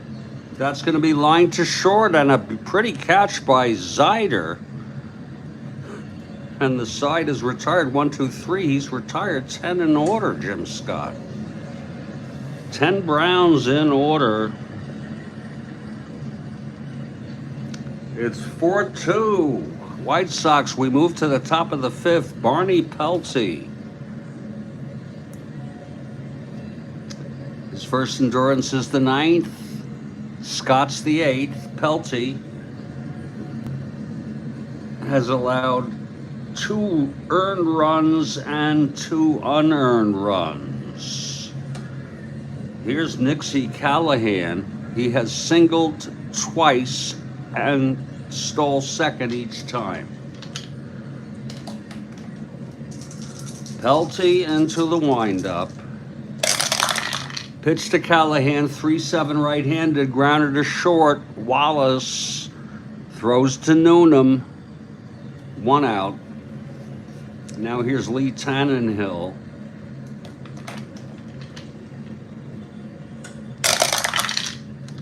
One 8, a grounder to third. Austin has it, and he throws him out, 2 outs. And here's Tex Jones. 4-6, right-handed, double 1 to 4. It's a base hit for Tex. Tex 1 to 15. With Pelty 1 to 16, being held 1 to 14. Got a lot of, that's a borderline call with that 9, 10, and 12 pickoff. We'll give it a break. Yes, he's being held. Here's Payne now. Jones being held on first, 2 outs.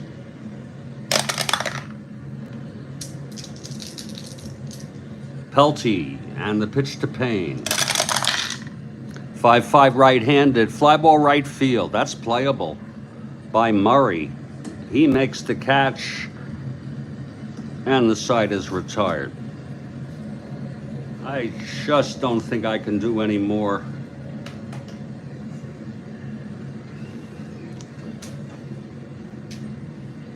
Iced coffee.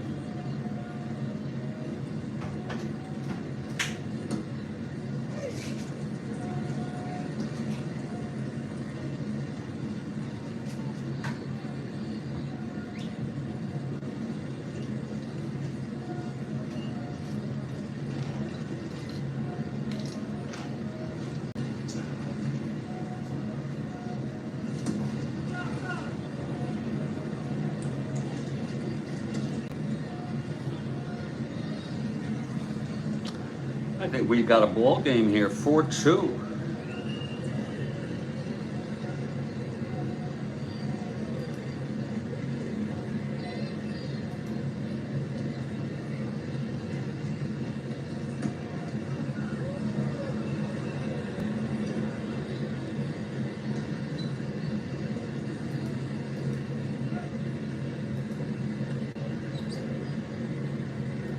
Bill Ivamy is back. Payne was one of the first to wear shin guards. I think Bresnahan was the first, but what do I know? If it was shin guards, if it was face mask.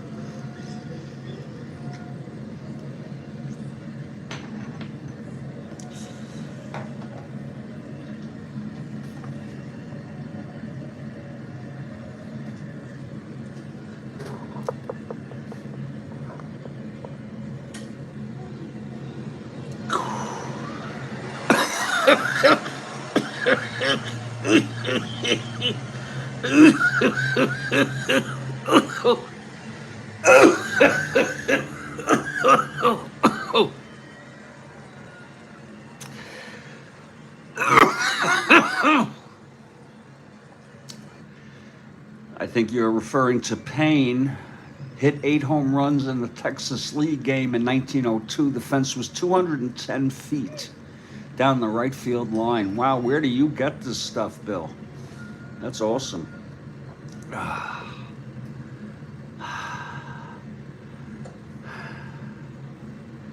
Well, it's going to be Pelty leading it off. And I'm going to use the lavatory for a moment. Time is called.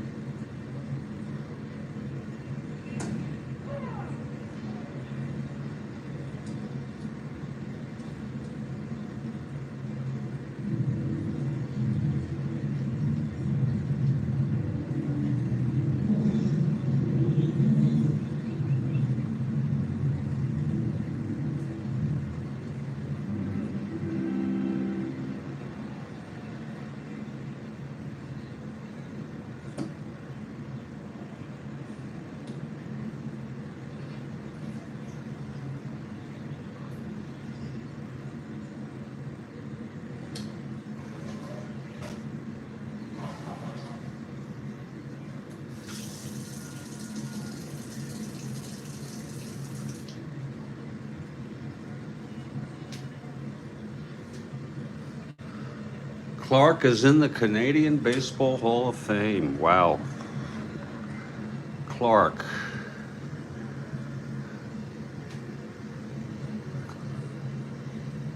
Oh, the Browns catcher. Oh, I did not know that.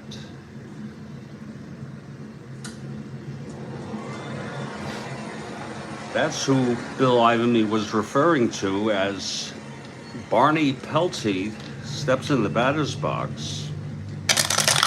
He is a 2WR. 2-7 struck him out. That's 11 in order for Jim Scott.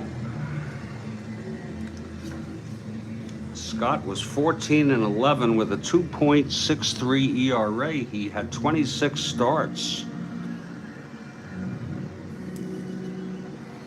One of their better pitchers, I surmise. Now here's Danny Hoffman. Hoffman walked and scored an unearned run, grounded out to first.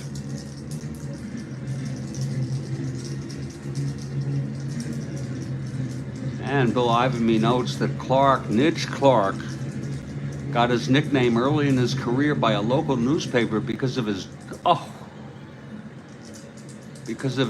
dark complexion. You know, I'd rather not. What was his first name, real world? Jim? That's worth whiting out, but no pun intended. Really, Bill Ivany. You know, Bill, you and I, and my hope is Jay. I'll leave it, but you know how we feel about racism and hatred. Okay? Okay, it's 1 out. Jim Scott, 11 in order, facing Danny Hoffman. Here's the pitch. That's 5-9 left-handed. Struck him out. That's the 5th for Scott. Oh my. Let's take a look at Nidge Clark.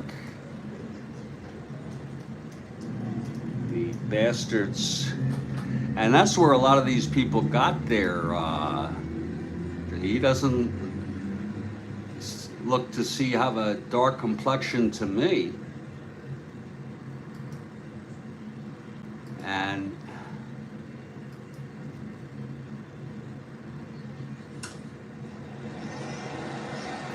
I'm looking for a big picture.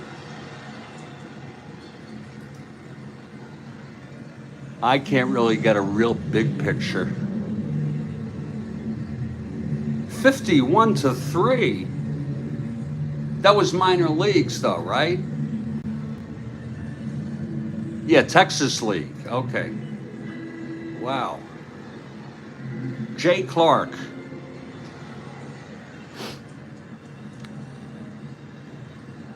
Two outs, nobody on, as Scott has struck out the first two Browns here. Browns thought they were in a good way here, scoring 2 in the bottom of the first, 2 unearned, only to have the White Sox come back 4-2 now. Scott has retired 12 in order. Here's the pitch to Austin, switch hitter, batting left.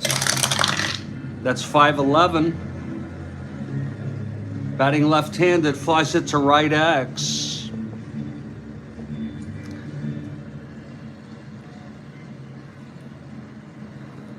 That's going to be Callahan, 4-10. Bad range, not a good error. Once he gets to it, he's good. 4-10, 4-4. It drops in for a double. And there's the first base runner since the first inning for the Browns. Jimmy Austin with the double off of Scott, as Callahan could not get to it. And that's going to bring up Jim Murray. And of course, you know, Bill and Joel and Kathy, that this is a clutch situation. Yeah. The pitch to Murray. Yeah, digging this game. 6-7 right-handed, chops it to second. That's going to be McConnell, amby-pamby, 322. Let's see if he can, oh, it's a 2. It's going to be a base hit with 2 asteroids. And Austin comes home. That got by McConnell and then trickled into right center, allowing Austin to score. So no base runners since the first inning. Now with 2 out rally, the double by Austin and then singled home by Murray. It's a 4-3 ball game.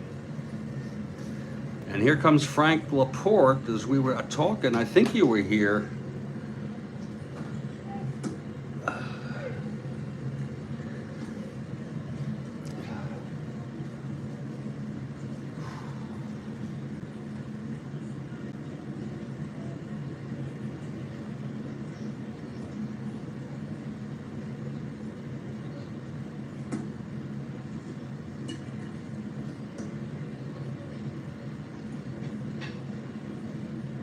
When we were talking about Laporte's connection with the Chicago mob. Okay, it's 2 outs. It's Murray on first. Laporte at the plate. Here's Scott now. 5-6, right-handed, triple 1-12. It's hit deep into the gap by Laporte, into left center. It's going to be extra bases. Murray rounding third, coming home, and Laporte slides into third with a triple. It's a tie ball game.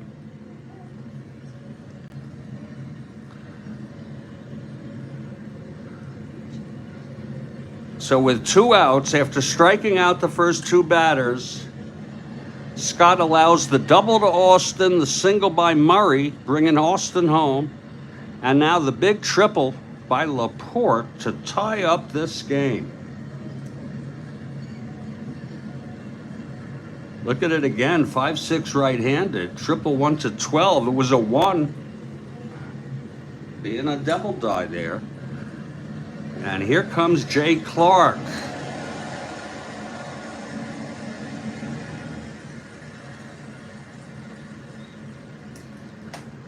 Jay Clark.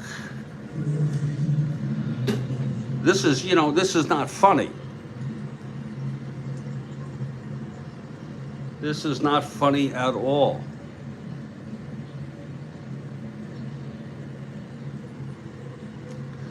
Take that shit away. That's the, and what I do is, folks, I like to talk about the elephant in the room that no one is talking about. I'm glad that Bill brought it up. Oh, that's a different Frank Laporte. Well, leave it to Bill to know.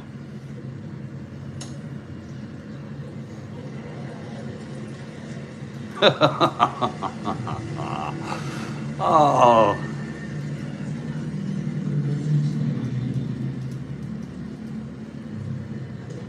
Just wondering what the hell that name means. His full name is J. Justin Clark.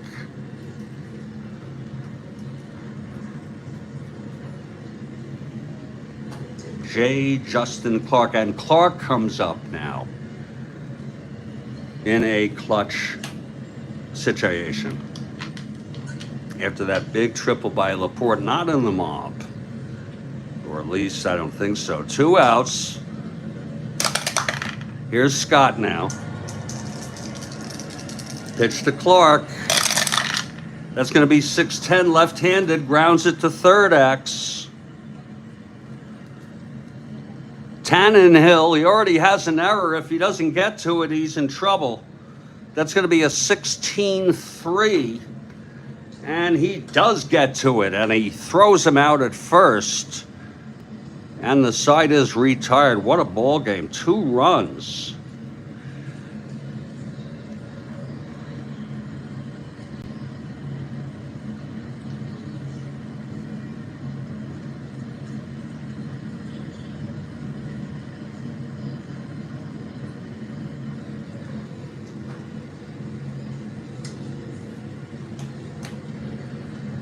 And we've gone 5 innings. It's a 4-4 ball game.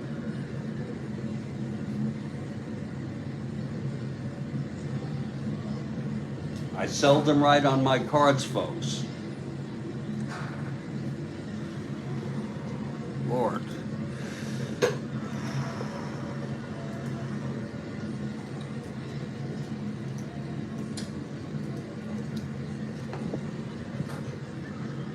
Well, what I was talking about earlier is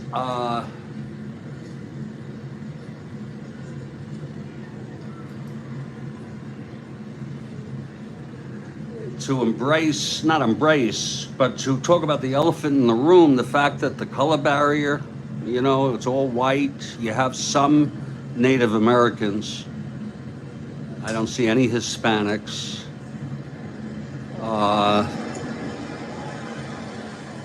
And so, acknowledge how bad it is that was so.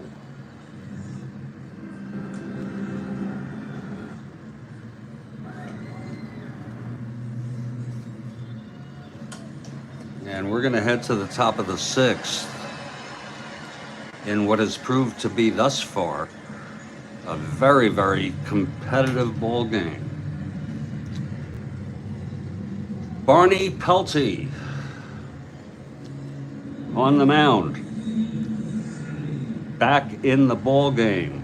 You know, the Browns want to win this. They lost the first two of this series. It's going to be Jim Scott to lead it off. Clark was a native North American. Well, how do you like that? I'll be a horse's ass. How do you like that? That's pretty cool. But that's you know, you got to deal with reality. Oh, thank you, Joel. Thank you, Joel. You like that? Yeah, who needs to look at that? I don't like the look of it. You know? Okay, here's Scott leading it off. He had the sacrifice fly that brought in an unearned run. Here's Pelty. That's 5-6 right-handed, flies it to left. And under it is Schotten. This time makes the catch. He had an error, committed an error in the second, which led to a run. Really, technically, one run. Now Amby McConnell steps up here. He's 1 for 3 today.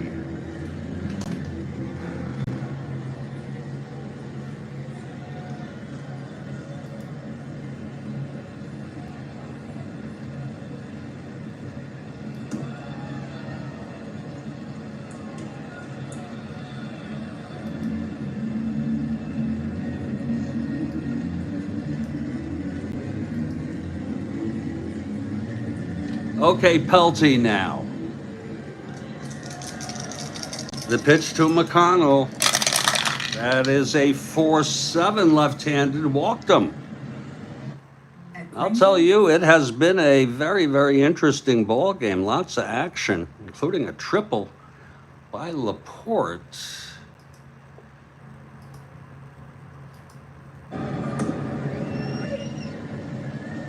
McConnell on first, 1 to 15, 1 to 16, being held 1 to 14. Takes a damper out of that. Here's Zider now.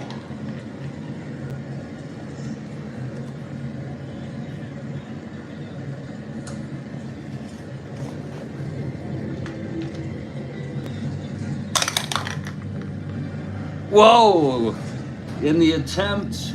Oh no! For the bunt attempt, oh, wait a minute. Yeah, with a runner on base, we do the havoc roll, and it is a possible balk or pass ball right now. That's a possible balk. He's got a 0 rating. Now we'll move ahead and have Zider attempt the bunt.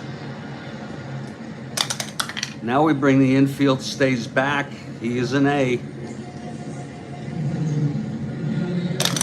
Very interesting strategy. 3A, and it's good. Oh, I forgot to see who it's hit to, and it does not matter. It does not matter. Hit back to the pitcher. A 2-out sacrifice bunt. You talk about small ball. Setting it up for McIntyre. Left-handed hitter. Managed like nobody's watching. Like nobody's watching. But of course, when you get feedback, don't be defensive. Okay, McIntyre, the pitch from Pelty with Matt McConnell in scoring position. Pitch to McIntyre, 3-12 right-handed, walked him. Second base on balls. This inning given up by Pelty, and that's 4 for him. And it's going to be a clutch situation for Patsy Daugherty. That doesn't, I'm really surprised at Strat-O-Matic. It just goes to show you they don't research now. I didn't know, but Bill Ivamy knew, and now I know. And who the hell, when I first saw it, I thought it just meant something like, just a nudge or I had no idea. wonder, what kind of sourcing do you have on that, Bill Ivanme? It's okay if you don't want. I trust you. Here's Patsy Daugherty. Pelty from the stretch. And the pitch. 1-6 right-handed, grounds it to first, right at Noonan. And he takes it to the bag, and the side is retired. Pelty gets out of that. And I'm telling you, the Browns are holding their own in this ball game, coming back. And here's Scott, bottom of the sixth. It'll be Noonan, Shotton, and Wallace here. Maybe I will have just a drop of iced coffee here, Kathy.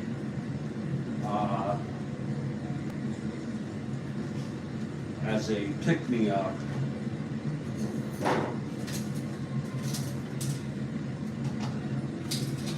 Maybe I'll just sip it. So. Mercer.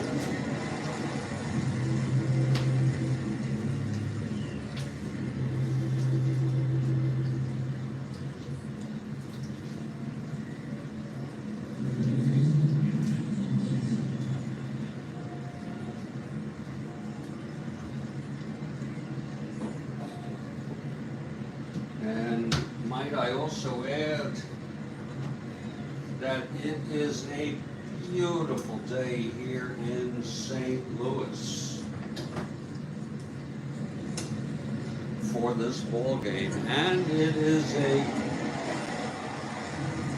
perfect late morning afternoon for a game of Strat-O-Matic 1911 baseball.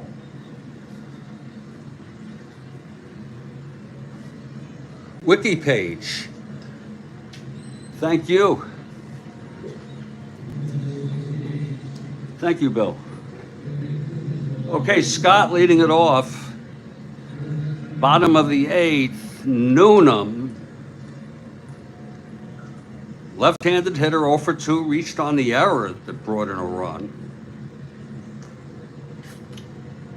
Both teams with costly errors.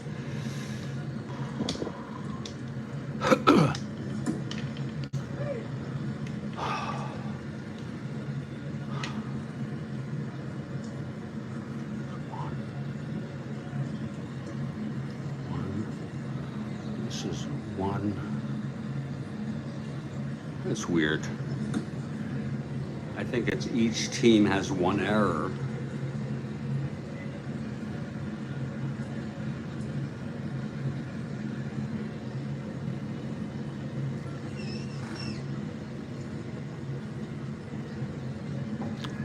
Okay, Noonan is ready. Here's Scott. And the pitch 3-4, right-handed, walked him. That's the 4th walk given up by Scott. He walked 3 in the first. Now Noonan, 1-19, my Lord. Again, he only had 62 at bats. Whoops.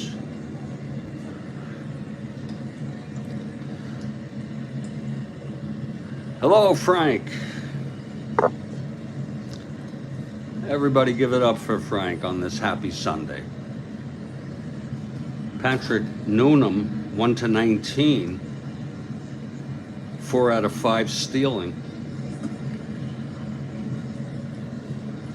1-19 being held 1-17. Thank you, Geezer. I'm doing, I thought maybe just, well, I don't want to get into it, but I'm hanging in. Here's Noonan on first being held. Shotton at the plate.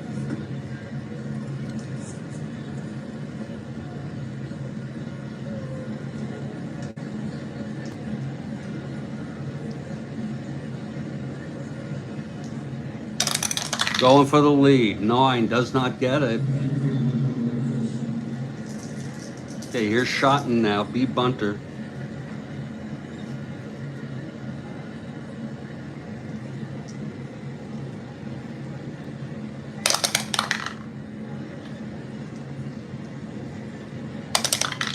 Infield stays back. He's a B. It's hit right back to Scott.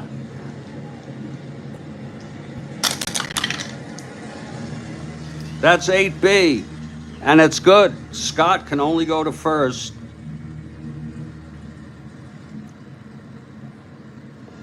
And now Noonan is in scoring position with 1 out. And up comes Bobby Wallace.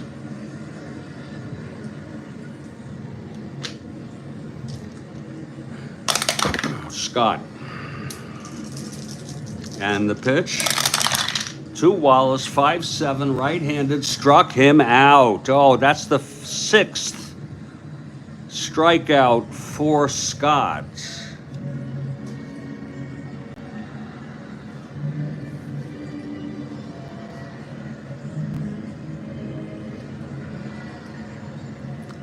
And that's going to bring up Bernard Pelty, or Barney Pelty. I bet his first name is Bernard, if anyone wants to confirm that. But it's a 2-outs clutch situation. And they're letting him hit.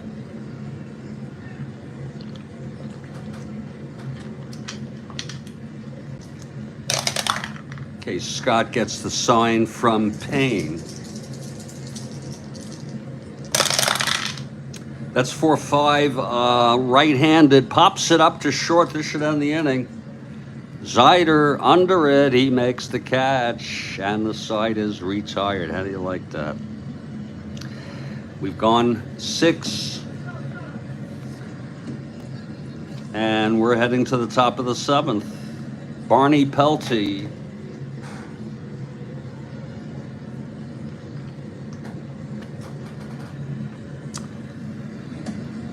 He's allowed 4 runs, 2 of them unearned.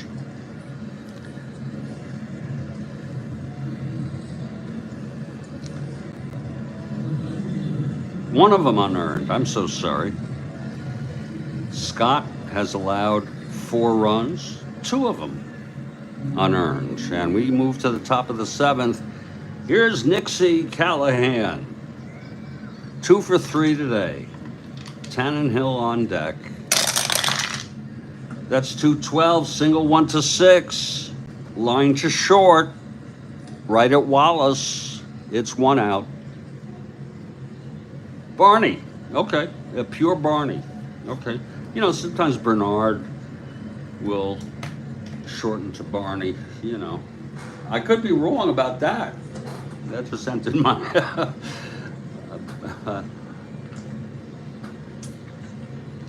I could be wrong about that. The names are fantastic, except with that one exception, unless there are more.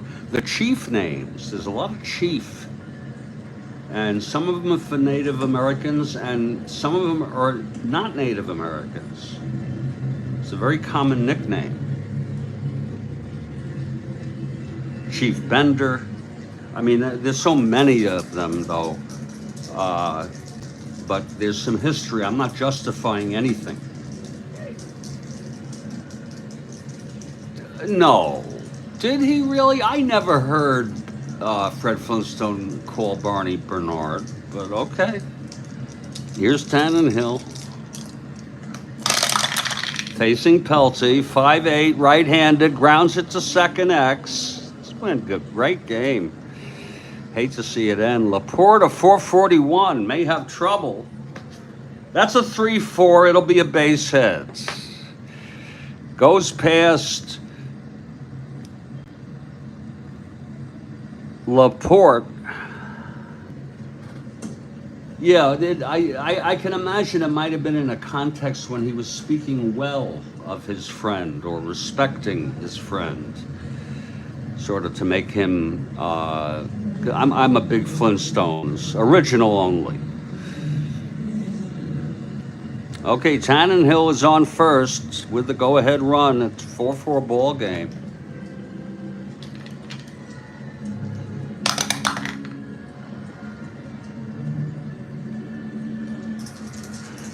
Here's the pitch to Jones. 2-6 right-handed, grounds it to short, no one being held. That's going to be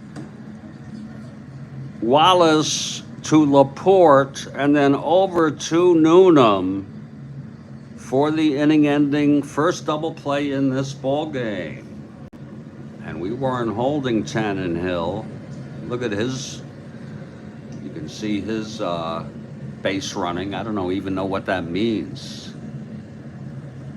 Okay. Nothing? I mean, 0 or he can never get the lead? He can never get the lead. And he can't do anything. But he had one wait a minute. He had 0. You got to just, I guess that means you just got to get it out of your mind to even try to get a lead or attempt to steal. He was not being held, Tannenhill. And that's Tannenhill right there with the, I guess that's what that means. We have gone 6 1/2 innings. It's the 7th inning stretch. We'll take a break for a few minutes. It's a 4-4 ball game. My name is Jeffrey Guterman, and you are watching the Strat-O-Matic Network.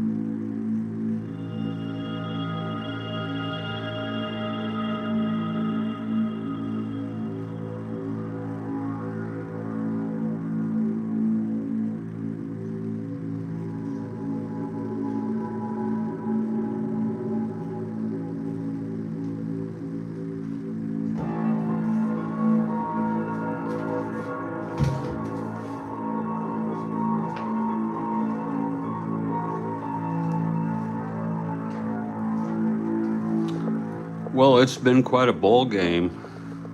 We're heading to the bottom of the 7th. It's a 4-4 tie.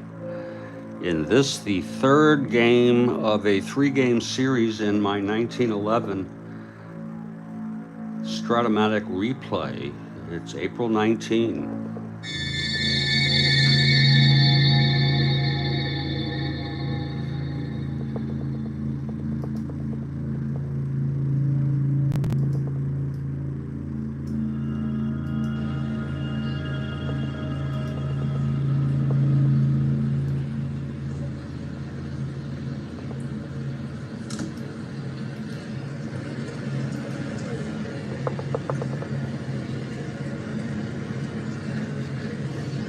Jim Scott,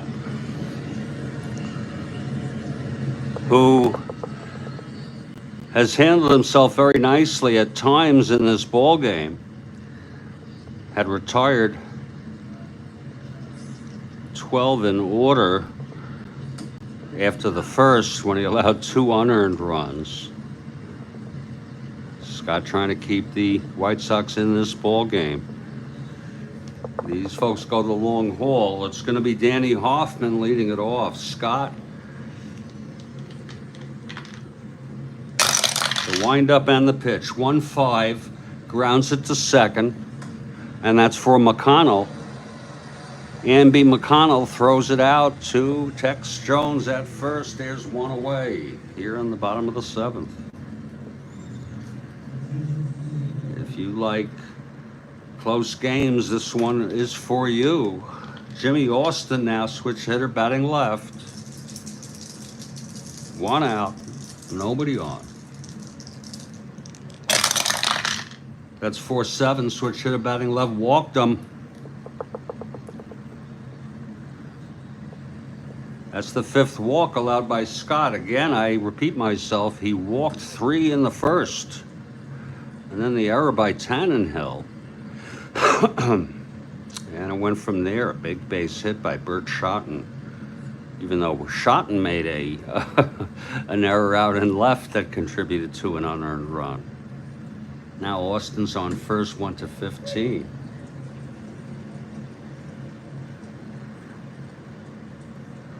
Tell you, 24 is an awfully good set. Hello, Craig.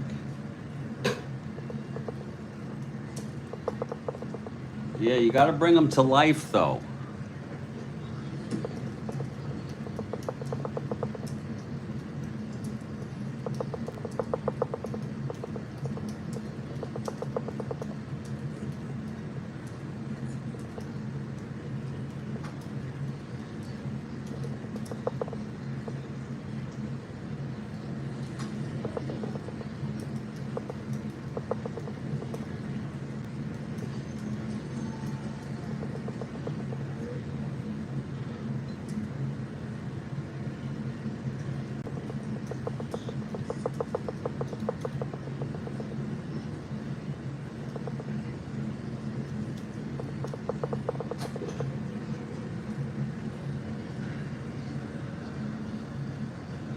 I meant to life.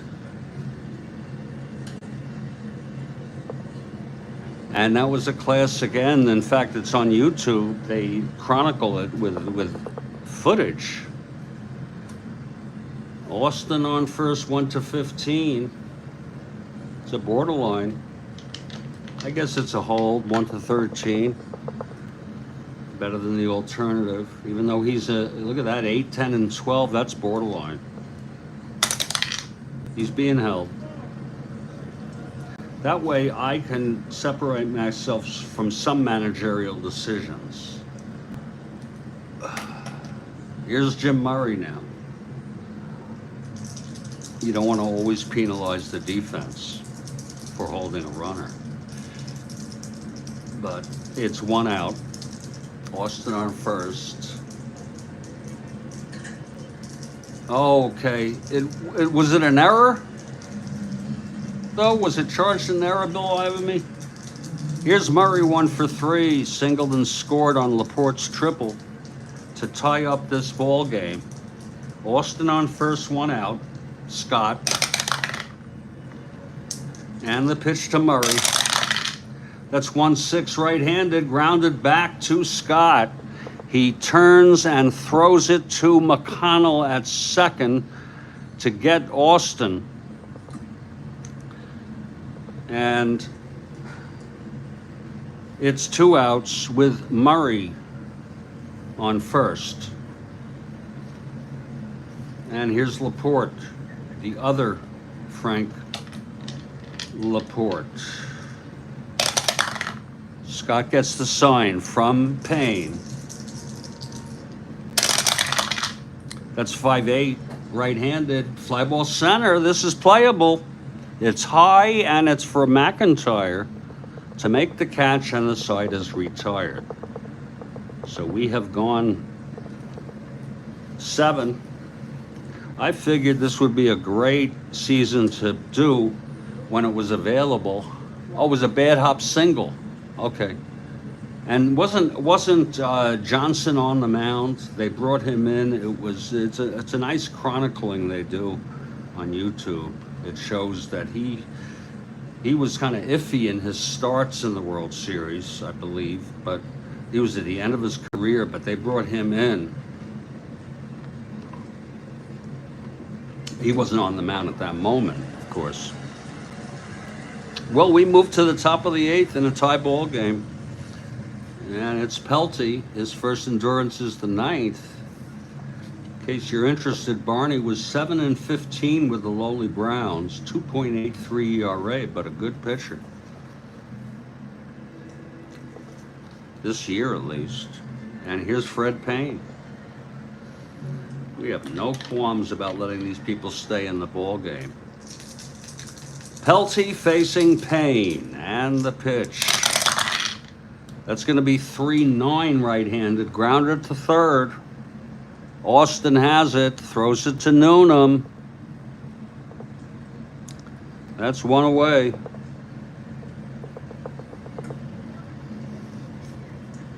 And here comes Scott. Scott's still holding good baseball. Had a bad couple innings, but otherwise it's been very tough. Kept him in the ball game. Scott will hit. That's 2-10, and he struck him out on a 1 card. It would have been a walk, which is the only non-out on the card. That's 2 down, and that is the 3rd strikeout for Barney Pelty.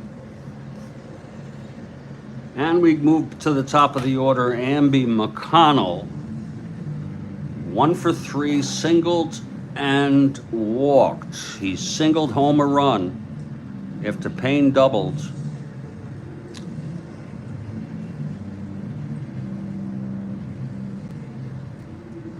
Actually, he went, yeah, he sure did.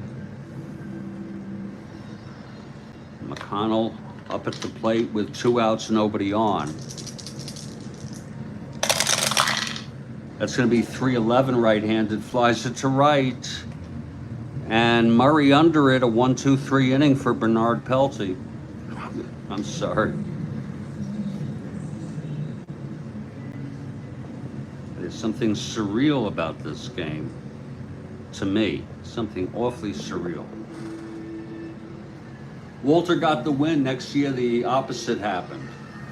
Are you telling me the Senators were in the 25 series also? And who'd they play? Pittsburgh? I could be wrong. Get some confusion. I didn't know the Senators won the pennant 2 years in a row.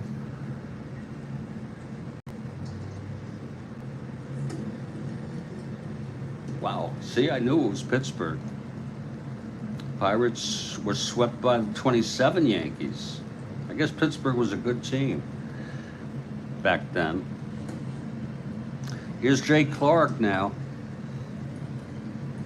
Leading it off, bottom of the 8th, a tie ball game. Anybody's ball game. And Jay Clark steps in the batter's box.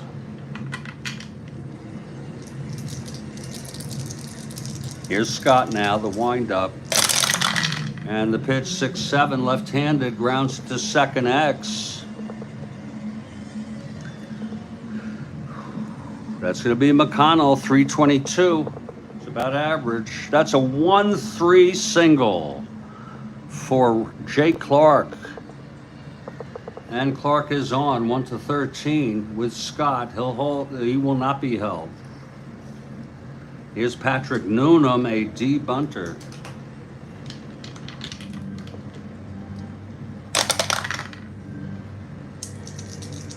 Scott from the stretch. 2-11, walked him. Whoa. That's the 6th walk given up by, I wonder if I should start counting walks also cumulatively. 6th walk given up by Noonan. First and second, nobody out. The Browns bring up Bert Schotten. Schotten's had a good game, except, well, he did make the 2-base error out and left. Fluke that scored a run on an unearned run, but he has also singled, a home run, and he did get a sacrifice with no runs scored. Kiki Kyler, Pie Trainer, Joe Cronin, the Warner Brothers, of course, Paul and Lloyd. I couldn't remember the second one, Lloyd. The Warner Brothers. Yeah, that's a good team. Pie Trainer is considered one of the best at third. And this was the modern era. You know?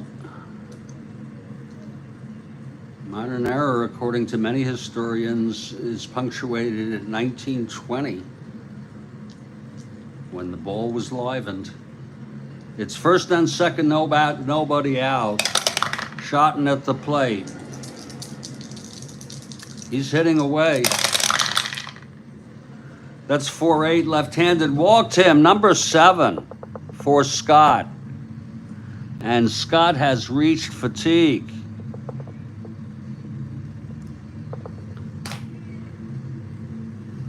Big poison and little poison. That's right, Frank.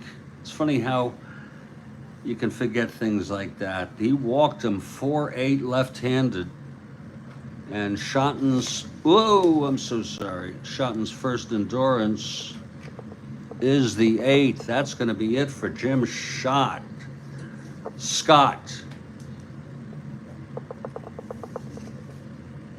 So Jim Scott coming out.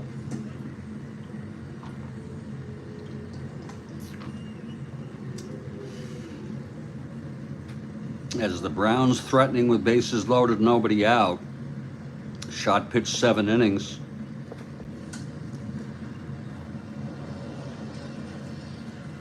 Five hits. Pitched well from the second inning to 2 outs in the 5th. No base runners.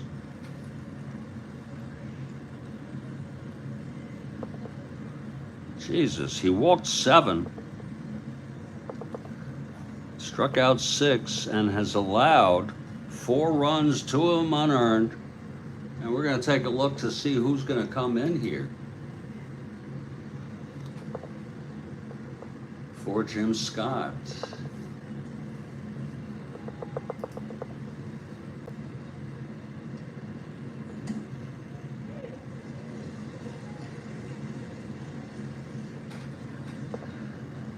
I'm going to tell you there's a rationale for this.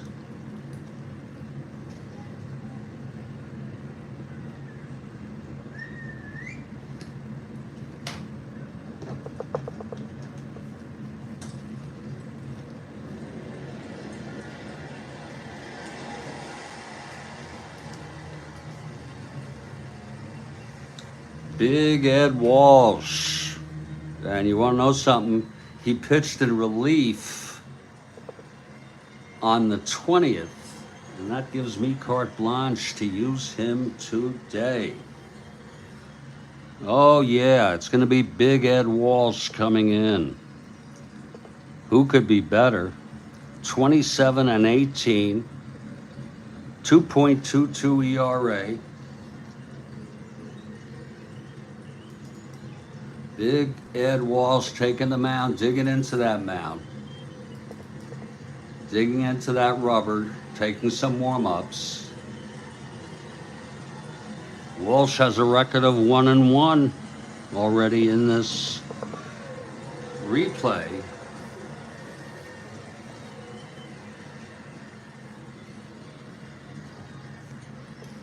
Big Ed Walsh to make it exciting.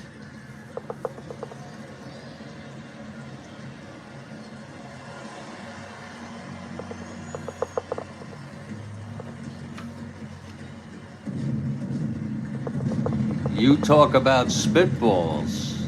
He practically invented it.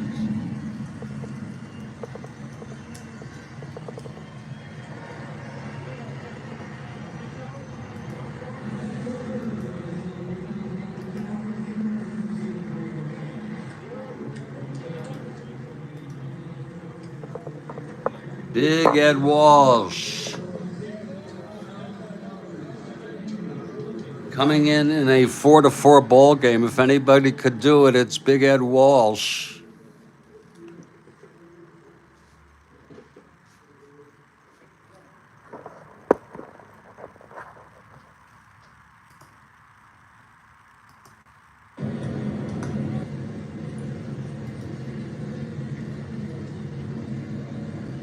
Big poison and little poison.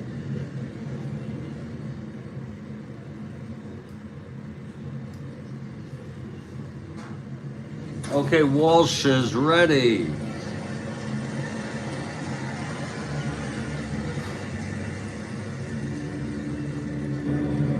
The White Sox are playing the infield in. Bobby Wallace is the batter. Wallace 0 for 3 today.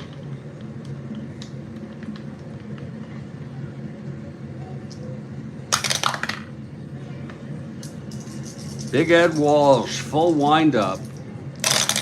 Pitch to Wallace, 6'8", right-handed, flies it to center, and that's going to be deep enough for Clark. And Jay Clark scores on the fly ball by Wallace. That makes it a 5-4 ball game. How do you like that? Walsh got him to fly it out, but unfortunately for Walsh and the White Sox, it was deep enough. McIntyre made the catch, deep enough for Clark to score. It's now a 5-4 ball game, St. Louis. He was the last 40-game winner. I did not know that. Big Ed Walsh. And it's going to be Pelty coming up. His first endurance is the 9th, and he's the winner of record now. Winner of record, Kathy Harden. Here's Pelty. Pitch from Big Ed Walsh.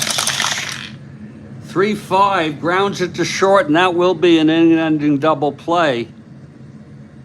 First double play for the White Sox. It was Zyder to McConnell, and then over to Tex Jones to retire the side. But a run scored.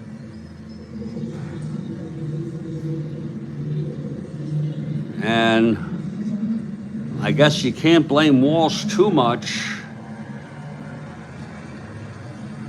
Scott gets charged for 3 earned runs, 2 unearned runs. He's the loser of record. And Bernard Pelty is coming out to win this ball game. Shesbro 41. Yeah, I remember that.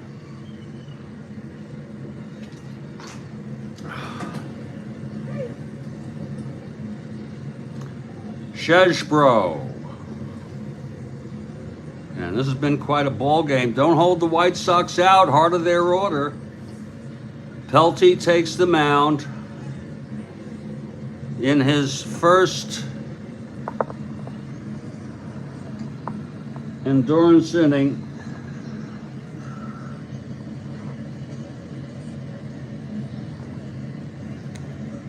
It will be Zider, McIntyre, and Doherty. Here's Raleigh Zider. Barney into his windup. That's 2-6, and it's tapped back to Pelty. And he throws it to Noonan, 1 down. Now the Matty McIntyre at the plate. Matty 0 for 2, walked twice. Pelty winds and deals. That's 210, right-handed. Fly ball left field. Schotten makes it that time. And the White Sox down to one last out here in a very interesting game. 5-4 St. Louis Browns. Here's Pelty now. The pitch to Doherty. 6-6 left-handed, fly ball left. This should end the game. Schotten under it, makes the catch, and the ball game is over. I guess you could call it an upset because this is not a very good St. Louis team. The final is St. Louis 5, Chicago 4. I'll have my wrap up in just a moment.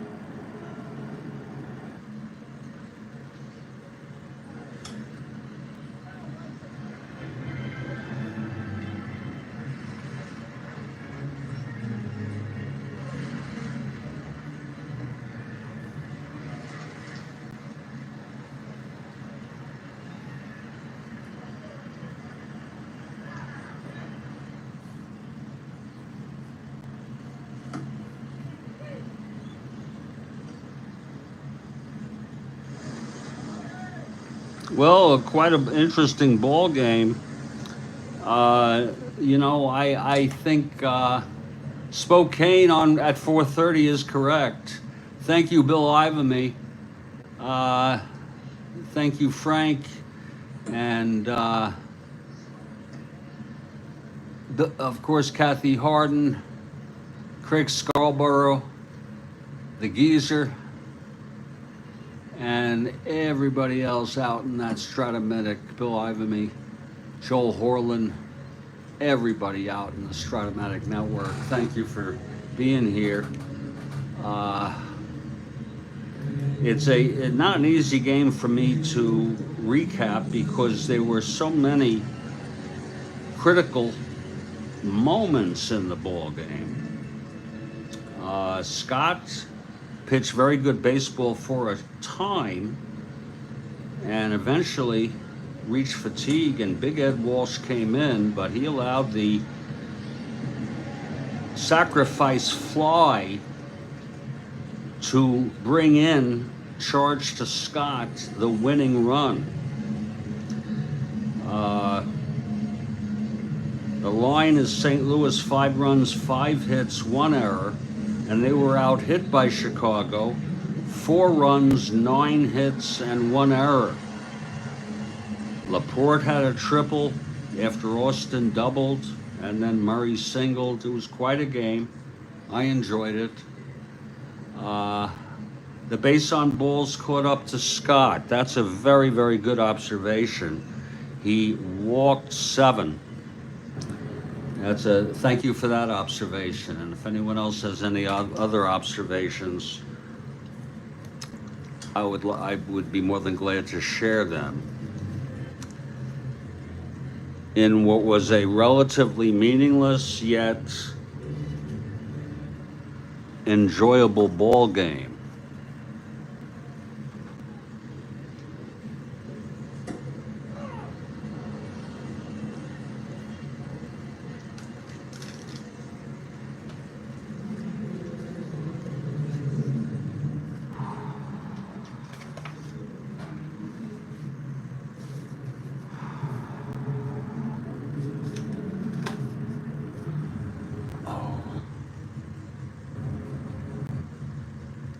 see you soon, Kathy Horton. Thank you very much.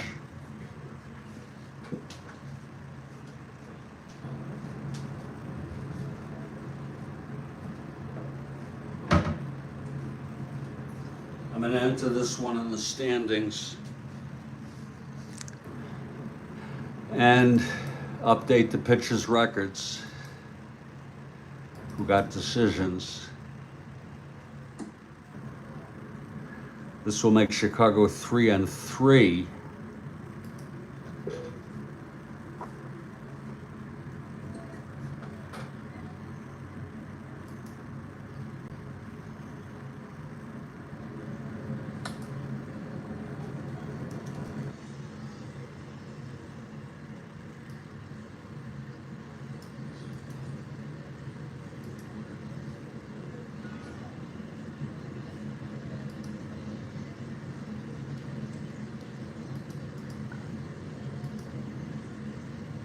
And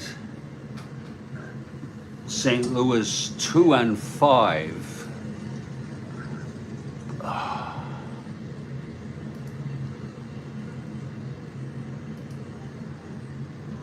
They broke a 4-game losing streak.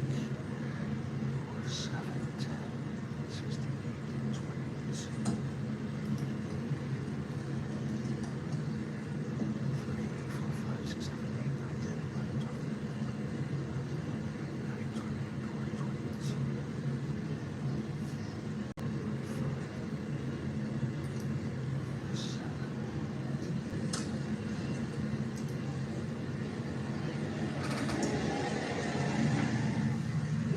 Now I'll add the loss to Scott.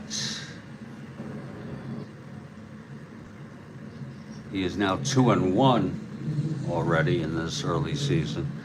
And Pelty gets the win. He's 1-0. And that was Pelty's first appearance of the season because I pulled him.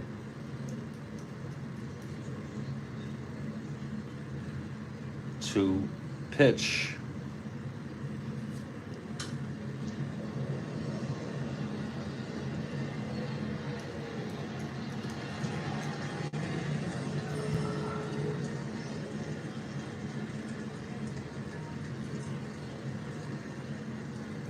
and the reason,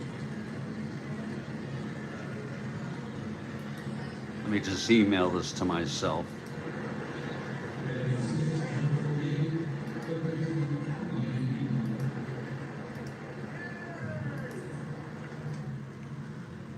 '11,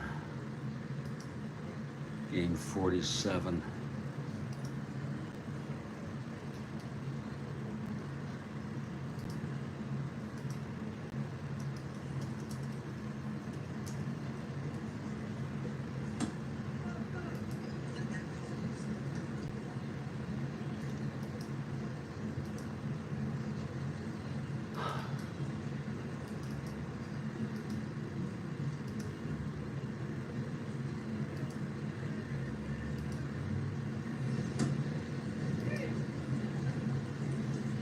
The reason that Barney Pelty was brought in at all.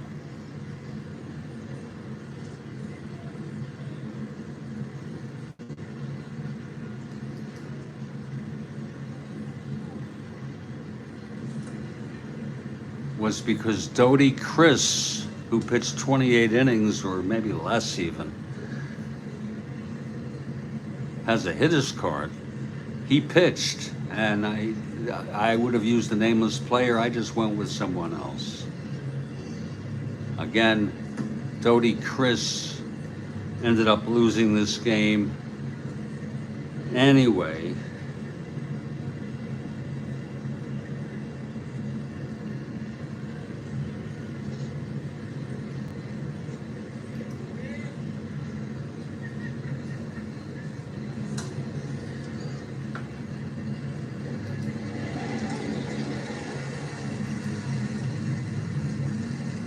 I hope you enjoyed this broadcast of the Strat-O-Matic Network. Stay strong, stay well, and I'll catch you all next time, okay?